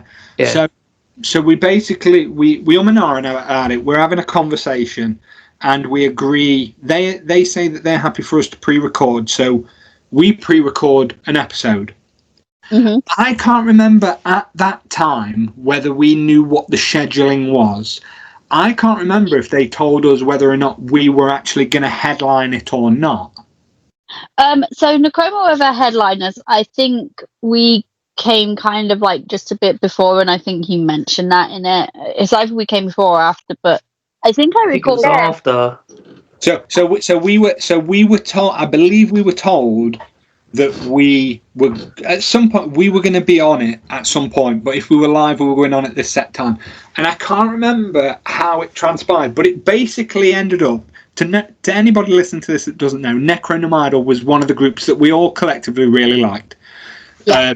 You know, they were. I don't know if they still are, but they were a very popular Japanese idol group. And they had just don't exist. Yeah, but they had I would refer to it as a cult following. Yeah. You know, big, but important group, kind of, if you were involved in the music scene. And well, we only end up fucking headlining, don't we? And and the way that it works out. Oh, sorry. We make the joke that Necroma was our opening act. Yeah, that was literally a joke. Yeah, so the way it works is Necronomidal perform their set, and then WOTA of the Roundtable headlines the fucking festival. I think I was awake at the time it was being aired because I have terrible sleep patterns. Actually, right now my sleep pattern is considered normal by human standards because I should actually be asleep right now. Yeah, I remember staying up to watch it all because I think I'd also done a pre-recorded performance, and I think it was on before Necroma. Oh, I'm not sure what the scheduling was, but it was like watching me and then Necroma, and then I think it was us afterwards. I think. Yeah. And I recall I'm sure it was us after Necro. I obviously didn't stay up to watch it. I went to bed. I didn't either because I was working next day, I think. Yeah. But I saw some of the comments, and I think someone was just like, I don't know what's going on here, but this is really funny. And also, your cat's made his appearance as well, now and then in that episode as well, if the visual. Oh, God, yeah. Because and you were just chucking them away. Yeah, I feel like, they didn't know what was going on with us specifically, but they enjoyed it. Like... I think that was what the point of our podcast was. You don't understand what's going on, but you just find it entertaining regardless. Yeah, you couldn't turn it off because if you turned it off, you wouldn't know what was going to happen next. But I still carry that with me, that it doesn't matter what I do in my life. Necronomidal have opened for our podcast. and all I'm going to say here is I'm glad that we were able to give them that platform. Make them really popular, It's because of us. Yeah, all I'm saying is I did my bit, for their success. So I'd like it remembered, whatever Himari does next. Oh yeah, solo. Yeah, but no, that was and that's a fucking fever dream, because by the time we did that, we'd only been running the podcast 6 months, 7 months. Yeah, because I remember when we got the invite, because from what I know from like the online idol scene that I was in, it was like a really hyped up event, and then knowing that the Chroma was going to be on it as well, I was quite in disbelief. Not like we didn't deserve it, but I felt like, do they really know what they're putting on here? Because they actually watched us and not just seen the title and thought, "Oh, let's get them on." Well, didn't Kelly? Didn't you have to email them and actually ask them if they were sure? I think so. Or was it me? I don't know if it was you or me, but I know that one of us emailed. One of us did, I know. And was basically just like, look, we'd be absolutely honoured to be involved. But are you sure? 100%. You know what you're getting into, and who knows? I swear we had to warn them that there was going to be like colourful language. They're like, oh yeah, it's fine. Yeah. So, because we did ask her like, do you want to like before we pre-recorded, said, do you want to tone it down or be ourselves? They just said be ourselves. Yeah. In a certain way. That's really dangerous, to be honest, with us lot. Yeah, exactly. Yeah. Well, no, because in a way, and this is why I think to myself, in a way, that's why we got there, because we were ourselves, and whether listeners knew what were happening or not, you could tell that we were having fun. Yeah. The spirit of the show spoke for itself to me, and that's why I think it's still one of the best things I've ever been a part of. Mm. Yeah. Because it was kind of one of those things where everybody else could see what chemistry we all had. Mm. Yeah. Have. But yeah, no, that was really something special. But that's always something that I still forget, and I have to go, we actually did that in such a very small space of time. Yeah, because I remember when we recorded it, I volunteered to edit that one. Yeah. Yes. Yeah, I had no time at that point, I think, because I think I was picking up and I just had no time. Yeah, because I think I wanted to work on my editing at that point. Yeah. I was like, you were doing more in the space of like music videos and music editing and such. Yeah. So doing this was a bit of a different experience, but I still really enjoyed doing it. Mm. So I've obviously looked into this now, and I can say that we started in the November of 2020. Yeah. Mm-hmm. We put our final episode out in September of 2021. So we were only actively running this podcast for 10 months. Dang. And in 10 months, we got out 13 episodes. We headlined an online festival. We set Twitter on fire numerous times. Yeah, and we've had moments where even back during WAC in the UK earlier this year, I had to apologise for certain people for things that happened back in 2021. So interesting times. What a journey! An absolute banger of a journey. What a wild ride, and that's not even taking into account everything else that was happening behind the scenes. That's not taken into account, because all the listeners would have had was the episodes when they came out. They wouldn't have known how many nights we would just get together on Skype and get drunk. Yeah. It wasn't even an episode. How many times we just had crazy, wild ideas the things Yeah, like backstage, behind the scenes. Yeah, obviously, just incredible memories. For me, I can't remember at what point it was, but I obviously found out that my wife was pregnant during the WOTA year. And so I remember thinking to myself, well, I obviously now am in a position where I'm not going to be able to commit as much time to this as time goes on. And so I had to step back from I think there was a couple, I can't remember how many, but I know there was a couple of episodes that I wasn't in it for. Yeah, and I remember so you were in the background in spirit. Yeah, and I remember we ended up having to start having those conversations because obviously when we started this podcast, the world had stopped dead. Yeah. We had essentially we were all key workers. But we still had that time, and by the end, the world was just starting to get. Well, you were, mate, you were, but the world just started. Not key workers. but the world just obviously started kicking back into it, and and that reflected in how sporadic, I suppose, towards the end the episodes were. And so we ended up having to have that conversation of what happens next. That to me still is, like I said, I've had these conversations.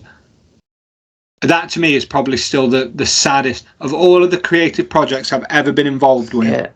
That's the one that's hurt the most and has lingered on. Yeah. Because I remember there's been a couple of times, like in the last 2 or 3 years, like 2 years after, like 1 or 2 years after, so like, can we do a reunion just for one night, like Christmas or whatever? And then you're like, of course, I still had doing different things, so I just forgot about it until. But we all got busy as well in between. That's the thing, I think. Like, our lives diverged very differently. Like, we're all in new stages of our lives. For one, we're all in our 30s now. Like, we're all back now. We are all old now. Like, Andrew, how old were you when we were doing this? Like, how old are you now? If you don't mind my asking. I'm 33. I was 29 at the time. We were all in our 20s except for Matt, the old fart. Now we're all catching up. I'd only just turned 30, and I am 35 this month. Jesus Christ, you old fart. I'm halfway to 70 now, which is why I can be so sentimental. But yeah, we were all like at different stages in our lives then. Like, and again, the pandemic definitely like halted a lot for people, but we were all again different people then to who we are now. Like, as people, as humans, we're ever changing. We never stay the same. Like, every day is a new day, and we all learn something new, and we all change a little bit. But yeah, we're drastically different to how we were then. Like, I know for certain all our lives are pretty different. To our counterparts back when we started WOTA to when we ended WOTA and such. So I mean, back when we did the original WOTA of the Roundtable, it was such a fun period, but it feels like such a fever dream because of just how different life is now. Right. Like, the world is back in motion to how it was. Going back to gigs again and stuff, we see each other semi-regularly when we can. Obviously, I know for you, Jenny, it's a lot harder at the minute, but there are good reasons for that. It's like, we're back to working as we normally would have, as opposed to when we were in the pandemic, when we were either overworked or we had no work whatsoever. Especially for you and Andrew, Jenny, you two were big key workers, and I know, Jenny, at that point you were like overworked. I just, it was a bit of a weird one because I remember when it was COVID, And then towards the end, I'd literally moved to a different area of the country. Like, originally, I'm from the northeast of England, or technically North Yorkshire. And then I remember there was like a small time during COVID where we were allowed to go out. And then that's when I to South Yorkshire. And then suddenly it was, you're not allowed back out again. Yeah. So it was a weird time, because then I was working a new job. I was, living with completely different people, new friends, new surroundings. And I think doing water, I need to translate. I just had to say that. And then I think just doing this podcast just gave a bit of normality, because no matter what had happened, whether I was, worse off, well off, I still had that Japanese music community. Yeah. And I think doing the podcast at the time that we did it just gave me some, I guess, regular normality. Yeah. Gave you some hope in the darkness. Yeah. Yeah. Yeah, because it was like, to me, like when I've had like tough days, it was like my therapy sort of thing. This always a round table, as well as being serious. So I would not trust Matt as a therapist, or me for that matter. not that sort of. I mean, like just like when you had all that like days where you just go, I don't want to do this stuff anymore. And then also we're doing this, and it just lines up the mood. Yeah. In that first episode of WOTA of the Roundtable, when I start the episode, I say, we are here to save 2020. Yeah. And I think we did that. And I still think that we did that. And we saved 2021. Yeah. We saved every year until everything got too heavy, But Yeah. Till life took over a little too We need to much. save 2024 from. but we obviously achieved a great amount in a very short space of time. And I think it's important to always look back on them and experience them again, because it's a wonderful memory of who we were then as well. Yeah. And I have no doubt that if we were to do something like that again, I know we'd get straight back into it, because I know that we have that chemistry regardless. But it's incredibly fascinating to go back and think, wow, for four people who at that time had never met in real life that I know of, I know I hadn't met any of you at that time. Yeah. I don't think in any way that would have come across to anybody listening. Yeah. And then after we did all this, not nearly all of us got together. Like Hype Japan, me, Jenny, and Kelly. Then Whack in the UK, Volume 3, me, Kelly, and Matt. Yeah, I know. So we are, I suppose, guys. The real thing is, we are still yet to all get together in real life. Which it's all Matt's fault. It's all my fault. But blame Jenny as well. But what I will say, it's further proof that exciting times still lie ahead, because we've still not achieved all we hoped we would have. But I agree. Off the back of that, we do our final live stream, the graduation episode, on which I think we called the final WOTA, didn't we? We did that on the 4th of September of 2021. Yeah. And that evening, that call spanned 4.5 hours. Yeah. Oh Jesus! For a 2 hour recording, and I remember poor Jenny trying to get off at least half an hour before we actually did. Yeah, I can't remember what the reason was for it. I think it must have been work or something, or I must have just been absolutely exhausted, or I might have been drunk, or maybe a combination of all three.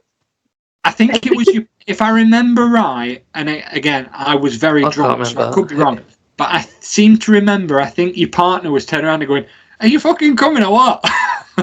Oh God. or you were like, I'm gonna have to go because he's waiting for me. I think you was going out Yeah. that evening. That might have been it. Maybe. I can't remember off the top of my head.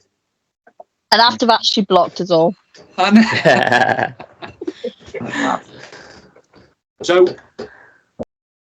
So let's take this individually. What's everybody been on with since that episode? Ooh, nearly died is one, as Jenny and Kelly would know of my arm. Mm-hmm. You remember that, Jenny? I do remember, yeah. Yeah, I went to hospital like a week later. Yeah, and what else? That's all I can think of, really. Other than I like how you just skated over that as if that's not a big deal. I nearly died. Yeah. Went to hospital a week later. That's about it, really. Yeah, because That's 3 years there. yeah, because like my arm just went big. Yeah, it did, didn't it? Jesus. Yeah, had to have it removed. So Yeah, because I What- remember you showing me. Was it like some healing scars or something at Hyper Japan? yes. Yes, and I was like, oh God, that's awful. I've got the scar. It's Hmm. quite big. I'll show you. Yeah, but yeah, There you go, Jenny. you've also been to Japan though. Yes, Japan. Yeah, so have you, Kelly. Twice. Yeah, but you've been to Japan twice since we finished WOTA. I know, I know, but yeah, we have been to Japan twice, obviously, and one of them was last week, so at the time of recording, so But then the other one was the week before. yeah. Of course, you went as well, Kelly. I know Pete went this time, yeah, but you went on your own the first time. Yeah. Oh yeah. When I was out there, I got to see Manacle like this time around. Nice. Yeah, and as Jenny saw it earlier, we saw Garuda. Oh, nice. Yes, I've seen Yeah, for Yuffie's birthday show, that was pretty good because Melons were on and they were in cyberpunk clothing.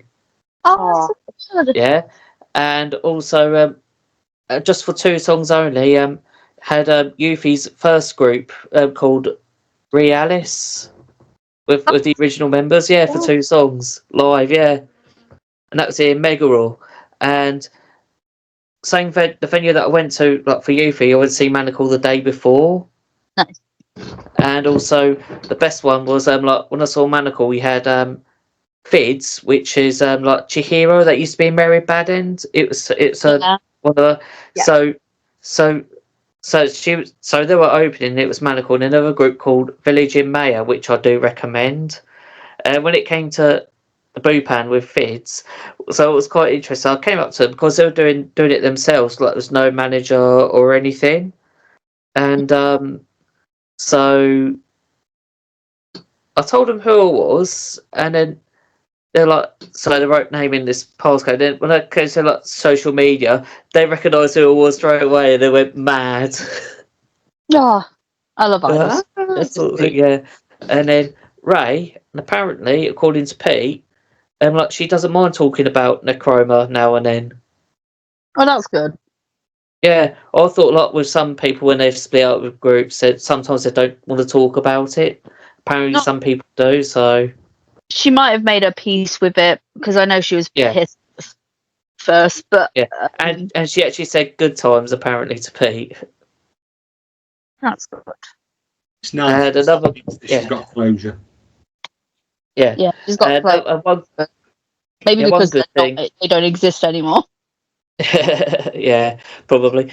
So another night went to Oto Yokocho, which is in Ueno, a venue in Ueno, and So I went to see a group called Gungaya, I think it's called, or Gungear, whatever, which is Nana, who does guest vocals for Fake Gear.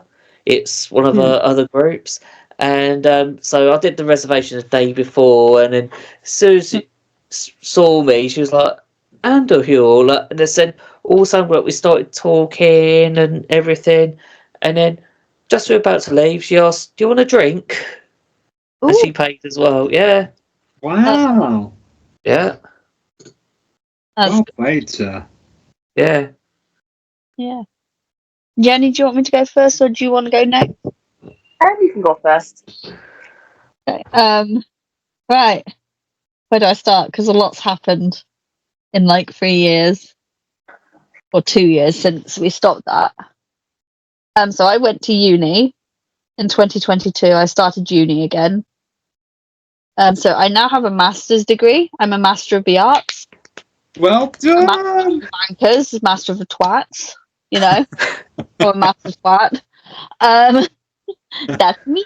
But yeah, no, I now have a degree in creative writing and publishing, and that's what my master's is in. I also have had some short stories, microfiction and flash fiction published. So I'm now a published author. Congratulations. Oh, Congratulations. it's really interesting this because I don't get paid from it. I'm also an editor now as well, and that I have been paid for. So I'm a book editor for a self-published author. So I also left my full-time job in like June, July of this year. Yes, I've seen all that on Twitter. Yeah. Yeah, because work trauma is a giant thing. I felt angry for you. Yeah, I'm still angry about. I feel Yeah, like I don't blame. it would make a great Reddit story. Like it would be all over TikTok and YouTube if I put it on Reddit. But Am I the arsehole, Fred? oh no, I know I'm not the arsehole. But the thing is, like my former boss uses TikTok and everything, and so I don't want her to see me slandering shit because even though they deserve it, like it's also like I've put it on Twitter, so people have seen it. But yeah, so I've left my full-time job and now I just work 2 part-time jobs plus I freelance as an editor. So I have a little bit more time, but also not as much time in that vein because freelancing takes up a good chunk of time. And doing stuff for Beyond Senpai. Yeah, I need to pick up on that again because I've not done anything. But also Beyond Senpai, we had our first ever in-person interview when we went to Germany to see Ikigai Volume 2, and we got to interview Garuda, Haruka, and Satanic Punish in person, and it was scary as fuck. Like, so that's also a really, really big thing that we got to do. Like, never in my wildest dreams did I think that would happen with, like, but it did. It's amazing. Well done, mate. So yeah, that's my updates, and I've also now been to Disneyland twice since then. Since working stuff. That's also a crowning achievement for me. I've always wanted to go to Disneyland. So yeah, and then I went to Japan for the second time this year in October, and yeah, it was fun. It was amazing. Like I got sick whilst there. I had allergic reactions in abundance over there, but I still had fun. Remember that. Yeah, I heard about that. Yeah, like if you have an orange allergy, do not drink orange juice. But I was craving vitamin C the minute I got off of a plane, and I just forgot I had an allergy. Jet lag really doesn't know. For me, the first thing that I craved for was Pocari Sweat, the iron supply drink. I love Pocari Sweat so much. Yes. I so much of that Mitsuyama cider or Mitsuya cider. I drank so much of the fizzy cider drink that's not alcoholic, by the way. I know. I gave that a try. And I drank so much Pocari Sweat. Love them both so much. Yeah. Oh. Drunk a lot of Asahi and some Sapporo and premium malts. I did drink a strong zero in the end as well whilst there in honour of Matt. Oh, I love you, mate. Didn't care for it, but I drank it. Amazing.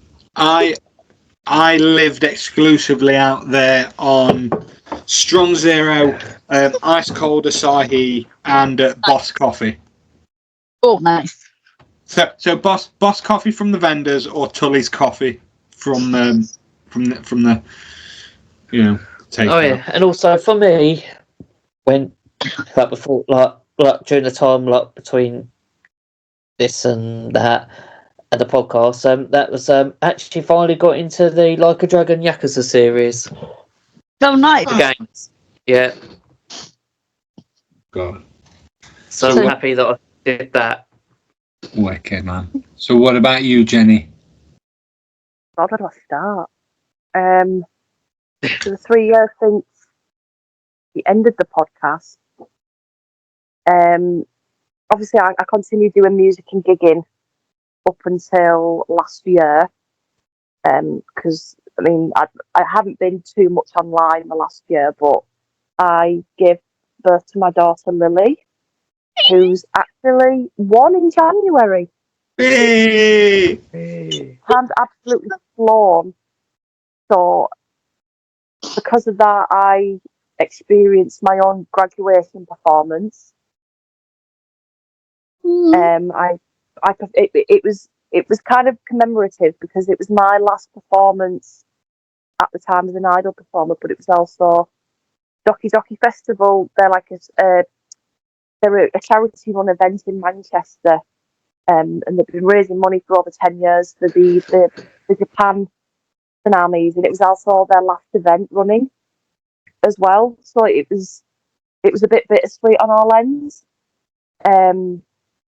But it was a really lovely experience. You know, I got to sing original songs. I got to sing some of my favourite tracks, and it was just a really, really, really nice day overall.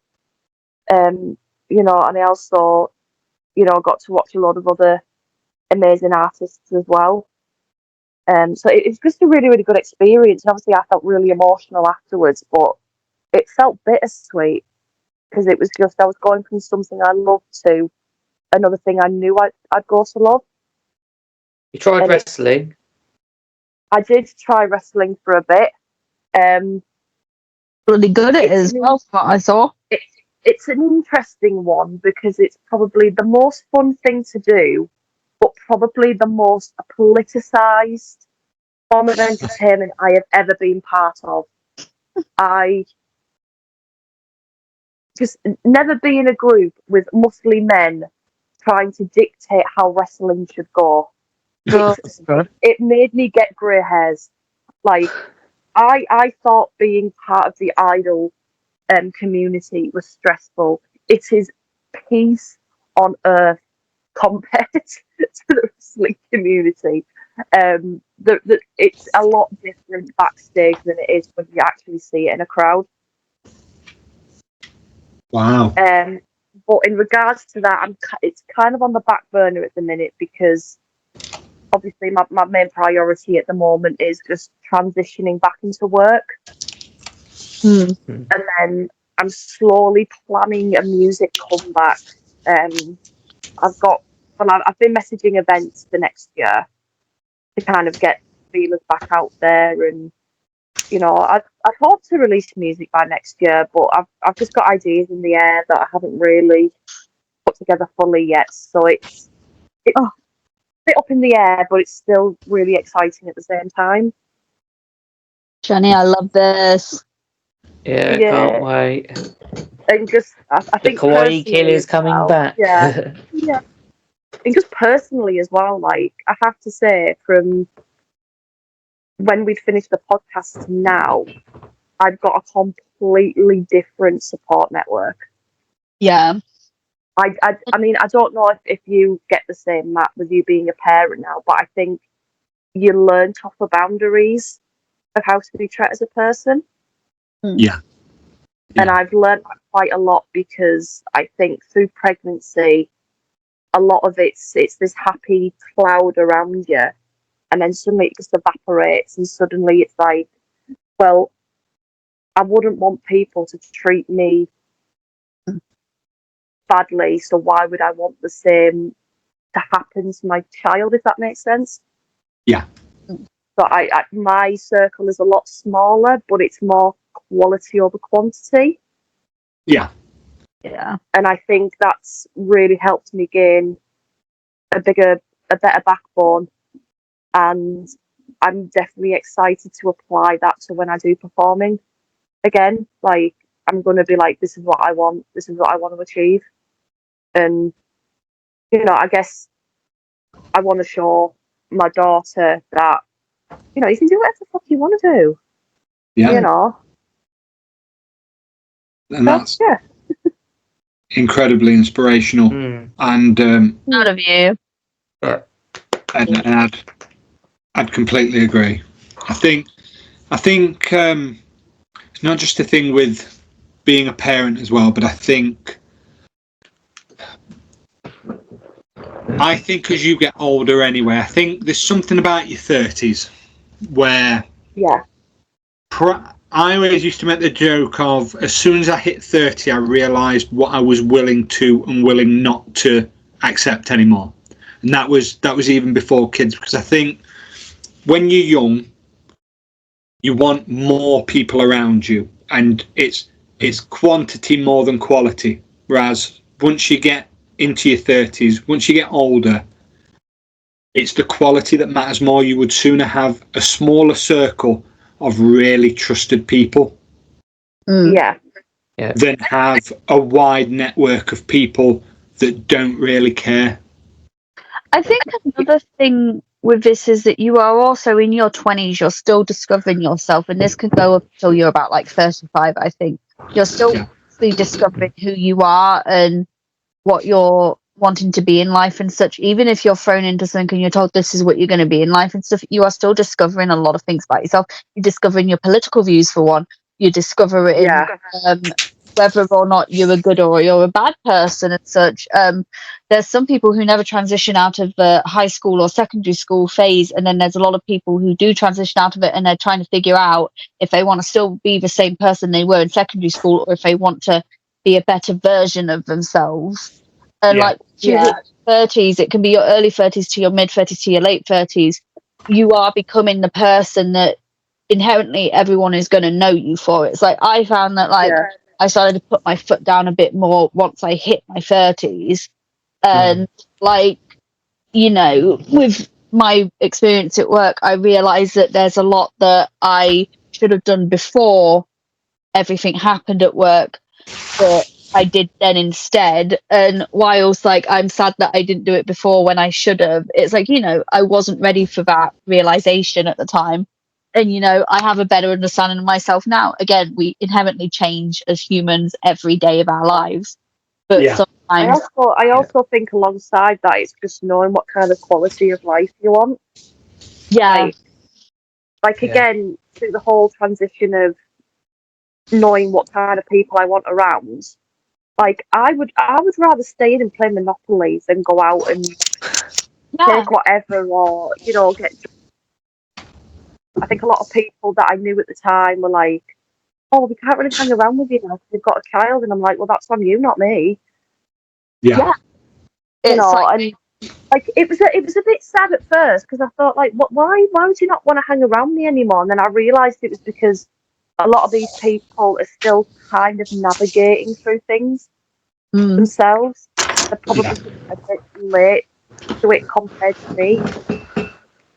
No judgment to them, but I think they'll probably hit that same realisation a bit later on in life. I think for a lot of people, when a friend of theirs has a child, they put into perspective, like, oh, I don't want that in my life. And you as the parent learn to understand that, like, they're no longer right for you in your life at this time. Like, they're a puzzle piece that is really odd, so you can't have them in your life anymore. They might come back when they have a kid and they suddenly understand why you couldn't go out anymore, etc.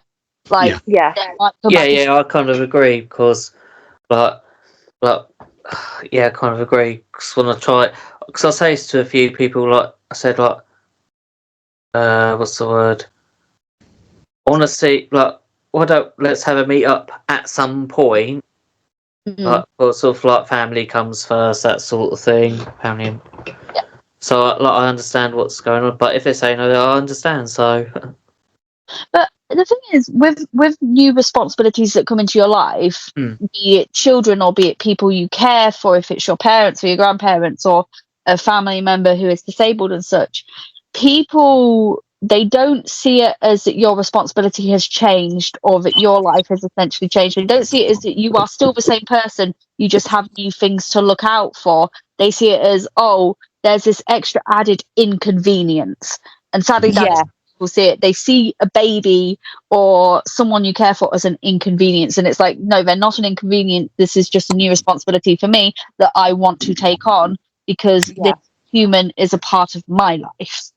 And it, sadly, people, again, we're inherently selfish beings, and some of us do see it in a very selfish light of, that's an inconvenience to me, so I don't want that person in my life anymore because they have this new thing that is suddenly a part of them, and I don't want that. It's like, it's the same as how a lot of people, and you've probably experienced this, Jenny, how a lot of people see now when someone has a kid, a mother specifically, they see that kid as the only thing, and they don't consider the mother's feelings anymore, only the baby's. No. Christmas presents, birthday presents, it's not your birthday or Christmas anymore, it's the kid. So they either see it as an inconvenience. It's not even just that, but I mean, just like mental health wise, like I remember the first few weeks. I mean, I'm getting a bit personal now, but I went through like really bad postpartum anxiety. Yeah. And a lot of people were like, "Oh, well, you've got a baby to look after. You need to," and I'm like, I am looking after them, but I just need a bit of TLC for myself as well. You know, like a week, like I only had like one visit from the midwife after the hospital, and that was it. Really? Oh God, no. Like you only literally get like one visit from the midwife after the hospital, you know, and then suddenly it's just like, then you have a health visitor come in and they can be quite like, oh, you need to be doing this, that and the other. And I'm like, I've literally just got home. Like I'm transitioning, you know, and it just, I did have to go through therapy at one point because it was just, I felt like when you become a mum, it's just, you end up losing a bit of your personality a little bit. Yeah, it's, I because suddenly people don't see you as you, they see you as somebody's mother. Yeah. You basically, for a lot of people, and this is what I've seen for my sisters and my friends and stuff, and because I'm not a parent myself and I don't ever aim to be, unless I adopt, but I've seen it where, like, essentially you are just the vessel, you are the incubator, and once you've had the baby, they don't give two shits about you because there's a cute little human there that they can play with until they cry or need food or need a nappy change, and then suddenly, oh, you're the handoff, you sort it out because you're the one who created this, so therefore you're the one responsible. It's the same with retail. They don't see you as human, they just see you as something. Yeah. And it's gross. It's disgusting. I do have to say as well, like, Matt, you might understand it as well, but like, there's not an awful lot of mental health care for dads as well. There's, I think, in terms of new parents, there's a huge lack of support. So you can read as many books as you want to. You can, with maybe not midwives, with the health visitors. You're told that you're going to get a visit every so often. You'll get one visit when you get home, and that's pretty much just the health visitor checking that your home's safe, to be quite honest. There's nothing really there. I remember, I mean, I was quite fortunate very much that my wife had children previously, so she kind of knew in some ways what to do.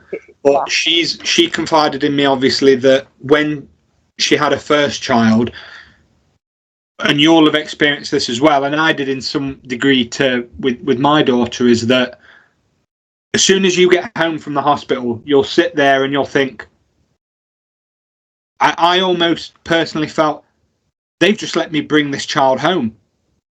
Yeah. And I don't know what to do. Yeah. What happens is over time, there is no guidebook to parenting. It'd be amazing if there was, but there's not. And when it comes to parenting, all you really have to do, and I continue to do it, my wife continues it, everybody I know with children does it, which is you genuinely just have to do your best each day and hope that it's enough. And the best bit of advice that I got and that I would ever give to anybody, especially a new parent, would be do not take any fucking advice off of anybody. Certainly not. So, I mean, it's not don't take the advice. Some advice can be absolutely fantastic, but what I've always found is people will always tell you, you know, that they'll always try to tell you how you should parent. Yeah. But every child is completely different. Yeah. With something you've just mentioned there, you are right, Kelly. I think what tends to happen is, and Jenny will be in the absolute midst of this at the moment with a child that young, is that you essentially do lose your own identity, and it's not in a bad way. It's not a bad thing, but you certainly, what tends to happen is, for the first 2 years of that child's life, you are purely there. You are their only person. The only person who can care for that child is you. So those first 2 years, you are just that parent. What tends to happen, and this will make you happy, Jenny, is as they tend to get older and they get a little bit more independent, you then find yourself in a position where you have to make a real conscious effort to go and try to rediscover yourself, because you have changed so much by the time that comes along, that who you were before she's gone. And that person pre-child is gone. And because now you are somebody that no matter how old your child is, you have those responsibilities. So you can no longer be carefree. You can no longer really go and do what you want to in the way that you did before. Yeah, now there's certain things about, like, before becoming a parent that I do miss. Like, I guess the freedom of it, but at the same time, I can't really relate to being that person again, if that makes sense. It feels like you. I sit there sometimes with my partner and I go, do you remember, like, when we didn't have a child? And it's like, at the same time, we don't want to think about it either. Yeah, I think, and I don't want to upset anybody when I say this, but I'd say mothers have it hardest because there is a maternal bond with that child. That child is quite literally an extension of you. Yeah. And so in most cases, a maternal bond is something that is very, very different to a paternal bond. So you'll sometimes you'll find that fathers may struggle more when a new child comes along, because in some bizarre way you get it's quite common, you get a lot of male partners suddenly become quite jealous of the child, because the child now takes up all of mum's time. The flip side of that is you sometimes get fathers who, because there's not that same exact how can I put it? The same exact the word isn't pressure, but because the intensity of that bond is not as, you tend to find that fathers find it easier to go back to a certain life. But and that's where you tend to get the situations where the fathers leave, because the fathers can leave. It's very, very rare that the mothers leave because of that reason. So but 100%, mate, the people we were before they've gone. They have bolted. But a beautiful thing is, and it'll happen where you start to think, you know what? Everybody misses those times, because what you really miss is just the carefree nature of it, when all you had to worry about was you. Yeah. But you wouldn't change anything, and it's frustrating, and you will cry. My friend once, he worded it perfectly to me. He said, I remember one day I was trying to get my daughter into her car seat. He says, she was fighting back. He says, and I just broke down in tears. He said, yeah. He said everything was fine. It was a normal day. He said, but she just wouldn't get in that car seat that day. He said, and I broke down in tears. Yeah. He said, and I just had a breakdown, because it's that culmination of that fight every day. I'm in the midst of it now. You know, Jenny, you'll know exactly what I mean very soon. Yeah. But you're doing a fantastic job, and that's the problem. No parent ever gets told it, which is just, you are doing an amazing job, because there is no guidebook. There's no rules.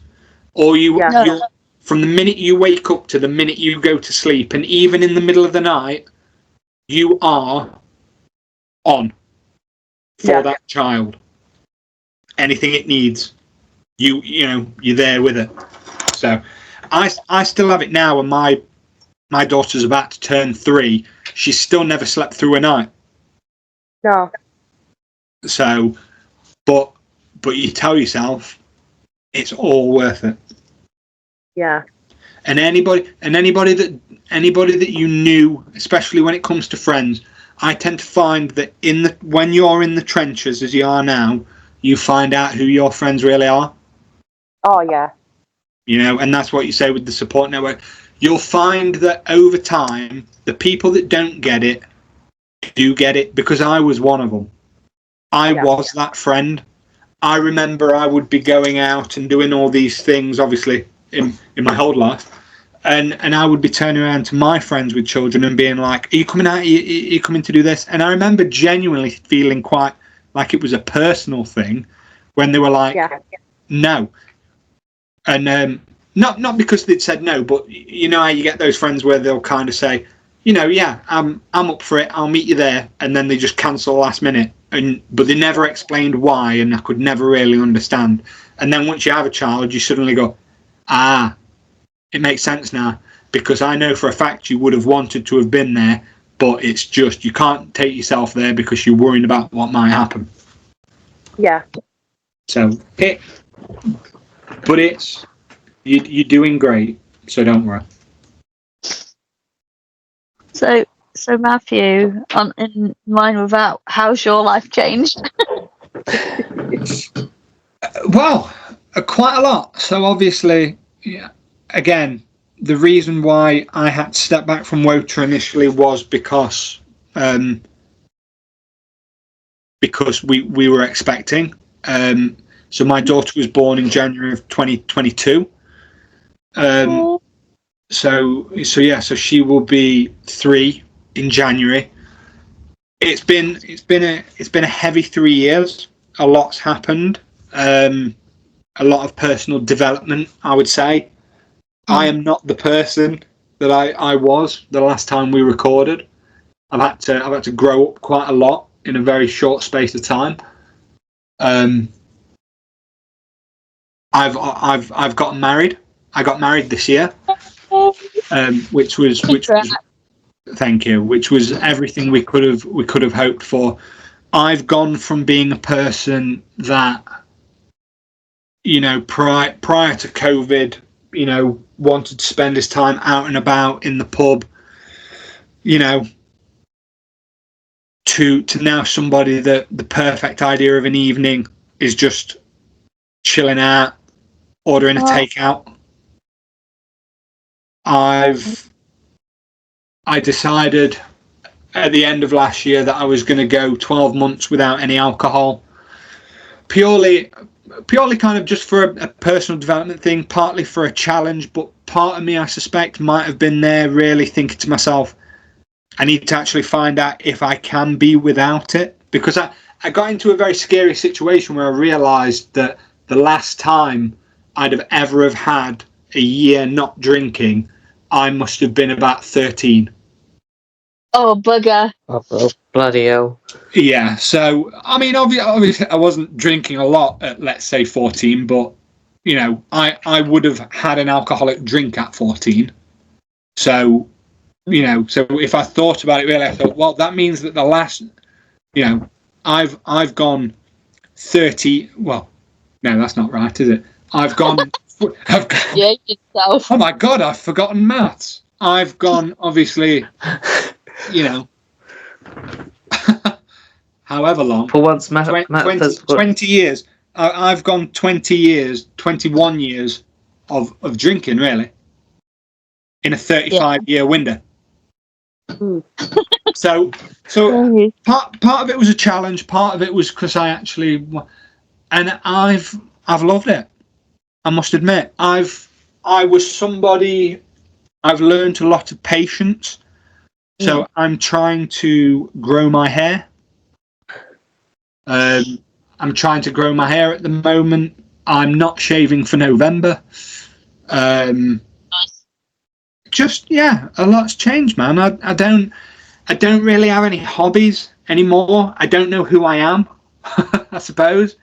But I think that's normal when you become a parent and when you get older, because a lot of the things that used to bring me joy and happiness now don't.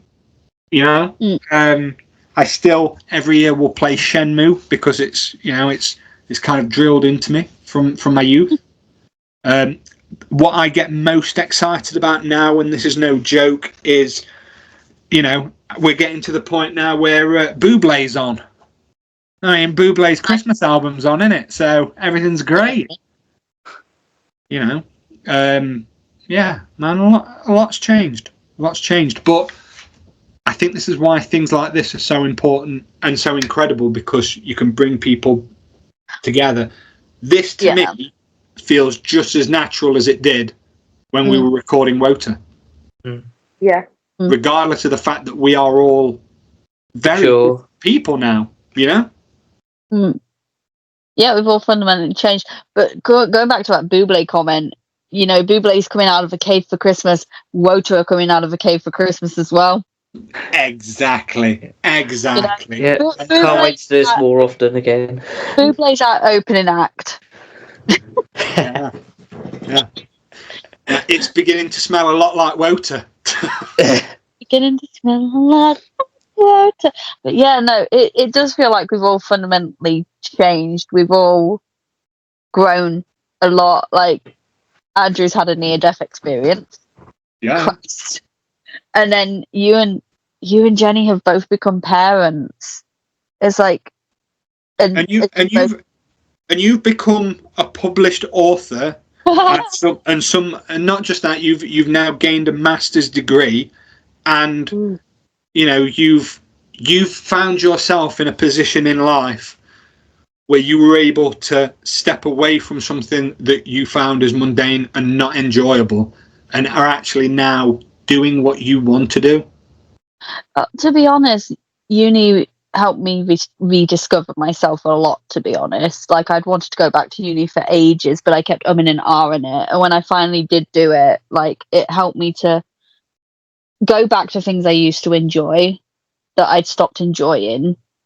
And it allowed me to just understand myself a lot more and rediscover a lot about myself. It's like on this path of rediscovery that you guys are also going through, and you will still go through for a couple more years, probably, rediscovering yourself, learning that you probably like puzzles now instead of, I don't know,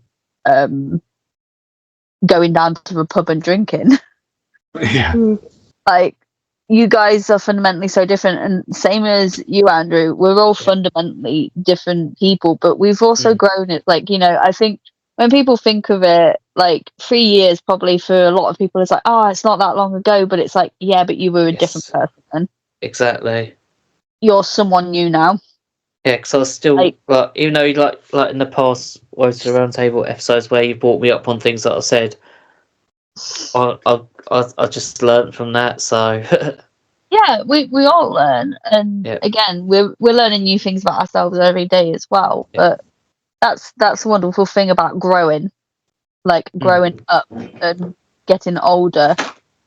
You become a different person, and the hope is that you become a better person. This isn't always the case. I mean, look at the way the world's going. But I believe we've all become who we need to be at this point in time. Well, Yeah.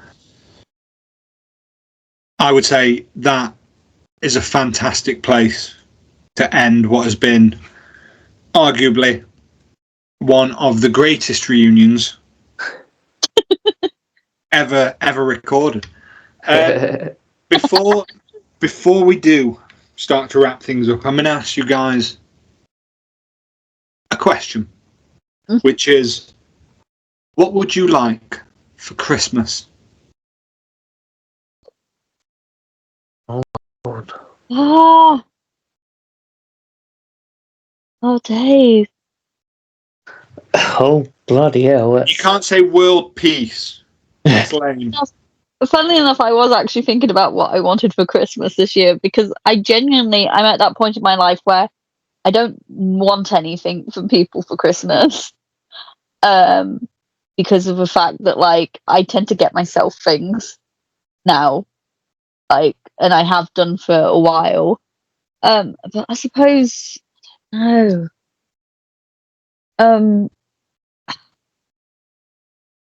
See, I mostly just want my nephews to all be happy, and for me to be happy as well. Like, I just want a peaceful, happy, joyful Christmas. I guess I'd like a card from my nephews to show that they do care.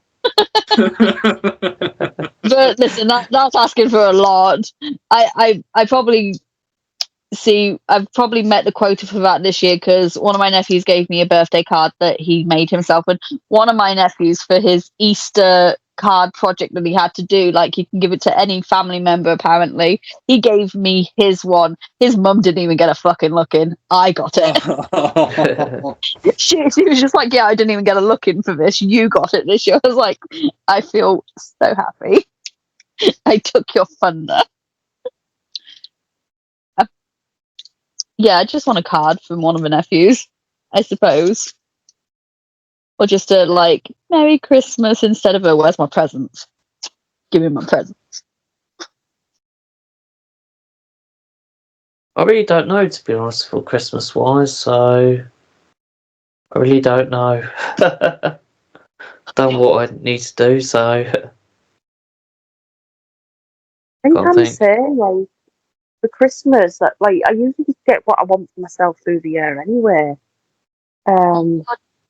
Jenny, this is your kid's first Christmas. It is. To be honest, I do have to say, like, I like Christmas, but I never get, like, really, really excited for it. But I kid you not, like, today we put up the Christmas tree, and I've never been so excited to put up a Christmas tree. Put them down. You Despite know, the fact that I had, like, a baby trying to crawl into the box of the Christmas tree, pulled a big massive pile of Christmas cards down so that covered the floor, yeah. Just, and then I she mean, decided to headbutt me, so that was all fun. you had Lily at the perfect time. You had her at the start of the year, which means that come Christmas time, she is at an age, at a point in her babyhood where she is able to acknowledge what is happening and to appreciate it in the way she can. Like, you, last year you were pregnant at Christmas. This year you have a baby. That's amazing.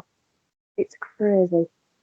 It is crazy. It just shows how far you've come as well as a person, that you have you now have this little human who last year had not even been born.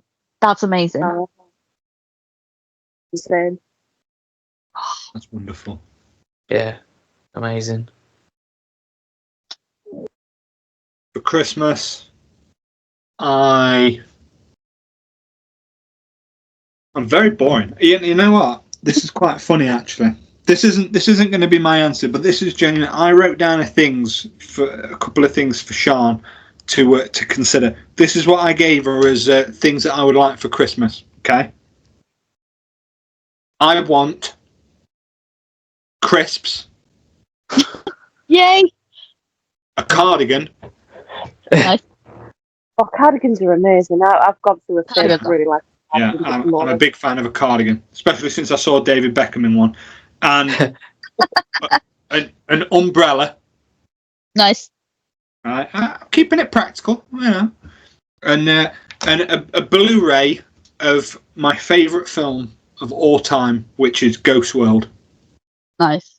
so that I can see Thora Birch in all of her 2001 beauty. Remind me what it felt to be young.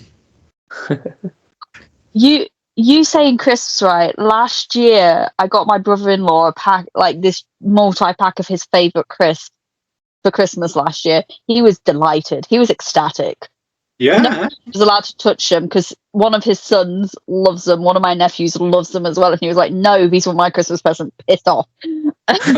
But usually I tell people to get me socks for Christmas. But at this point, I get myself everything. So it's like...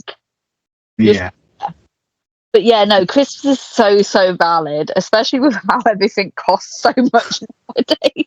I've always been a big, but it's always been the thought that counts. I'm not interested in how much things cost, and I'm not a materialistic person. No. The things on that list, ironically, are things that I've just not got this year. That I was like, this would work. So on Christmas Day, if this is successful, I will send a photo of me lounging on the sofa, watching Ghost World, in my cardigan with an umbrella open because bring on the bad luck bastards, with an open bag of crisps or a closed bag of crisps because I'll save them for a special occasion. Yeah. Just send me Sean's number and I will send her to a website that specialises in Man United cardigans. Yeah, I'm not going to do that though, am I? You totally should. No. You could find Sean. She's on social media. I'm just not. But Yeah, because you live in the Stone Age, that's why. yeah, it is. Oh, you know what? I should tell her to go onto Etsy and look for a candle that smells like Man United. It'll smell like Lost. All right, I smell like shit. I don't need that in the house. We've got a 3-year-old. It already smells of shit most of the time. No thanks. Right. Since I can see that things are taking a nosedive, about time we pull the plug. Yeah. But nice to see that things all end the same way. But no, yeah, you should send us a picture of you exactly as you envision for Christmas. As long as all goes well, you've got to wear sunglasses as well Yeah, well, to make it cooler. Goes without saying. No, I'm cool as fuck. You are cool as fuck. Or try and dress as Majima. Oh. Right. I just want to say, before we end, I have absolutely adored this. And thank you all so much for making the time tonight. I know that you obviously all have commitments of your own, and it's very late now, but it's been incredible to get together, and I've loved it. It's been a pleasure. It's been really, really It's good. been great. It's been good. It's been so fun. Ladies and gentlemen, as we said at the start of this episode, if we'd have sold tickets to this, you couldn't have even afforded them. Because, like the old MasterCard advert used to say, some things are just fucking priceless. They didn't swear, but some things are just priceless. Okay. Our And also, time. you're all a bunch of squares. Yeah. The wonderful thing is, even though life can be completely different and time can pass, friendships and camaraderie and things that you build in the communities that you share is so incredibly important. And as time may pass, you can still have those. You can still do all the things that you want to do. So if you're missing somebody like I miss these guys, give them a call, because it is the season to be with those that you care about, and just fucking do it. What I will say is, from me, I hope that everybody has an incredible Christmas and a wonderful New Year. And I'm sure that these guys will agree as well. So, with that said, ladies and gentlemen, thank you for joining us in what has been a wonderful reunion. This has been an Unsociable Hour with WOTA of the Roundtable. And until next time, stay safe and good night. You're all a bunch of squares. Now, fuck off. Piss off. I need to go to bed.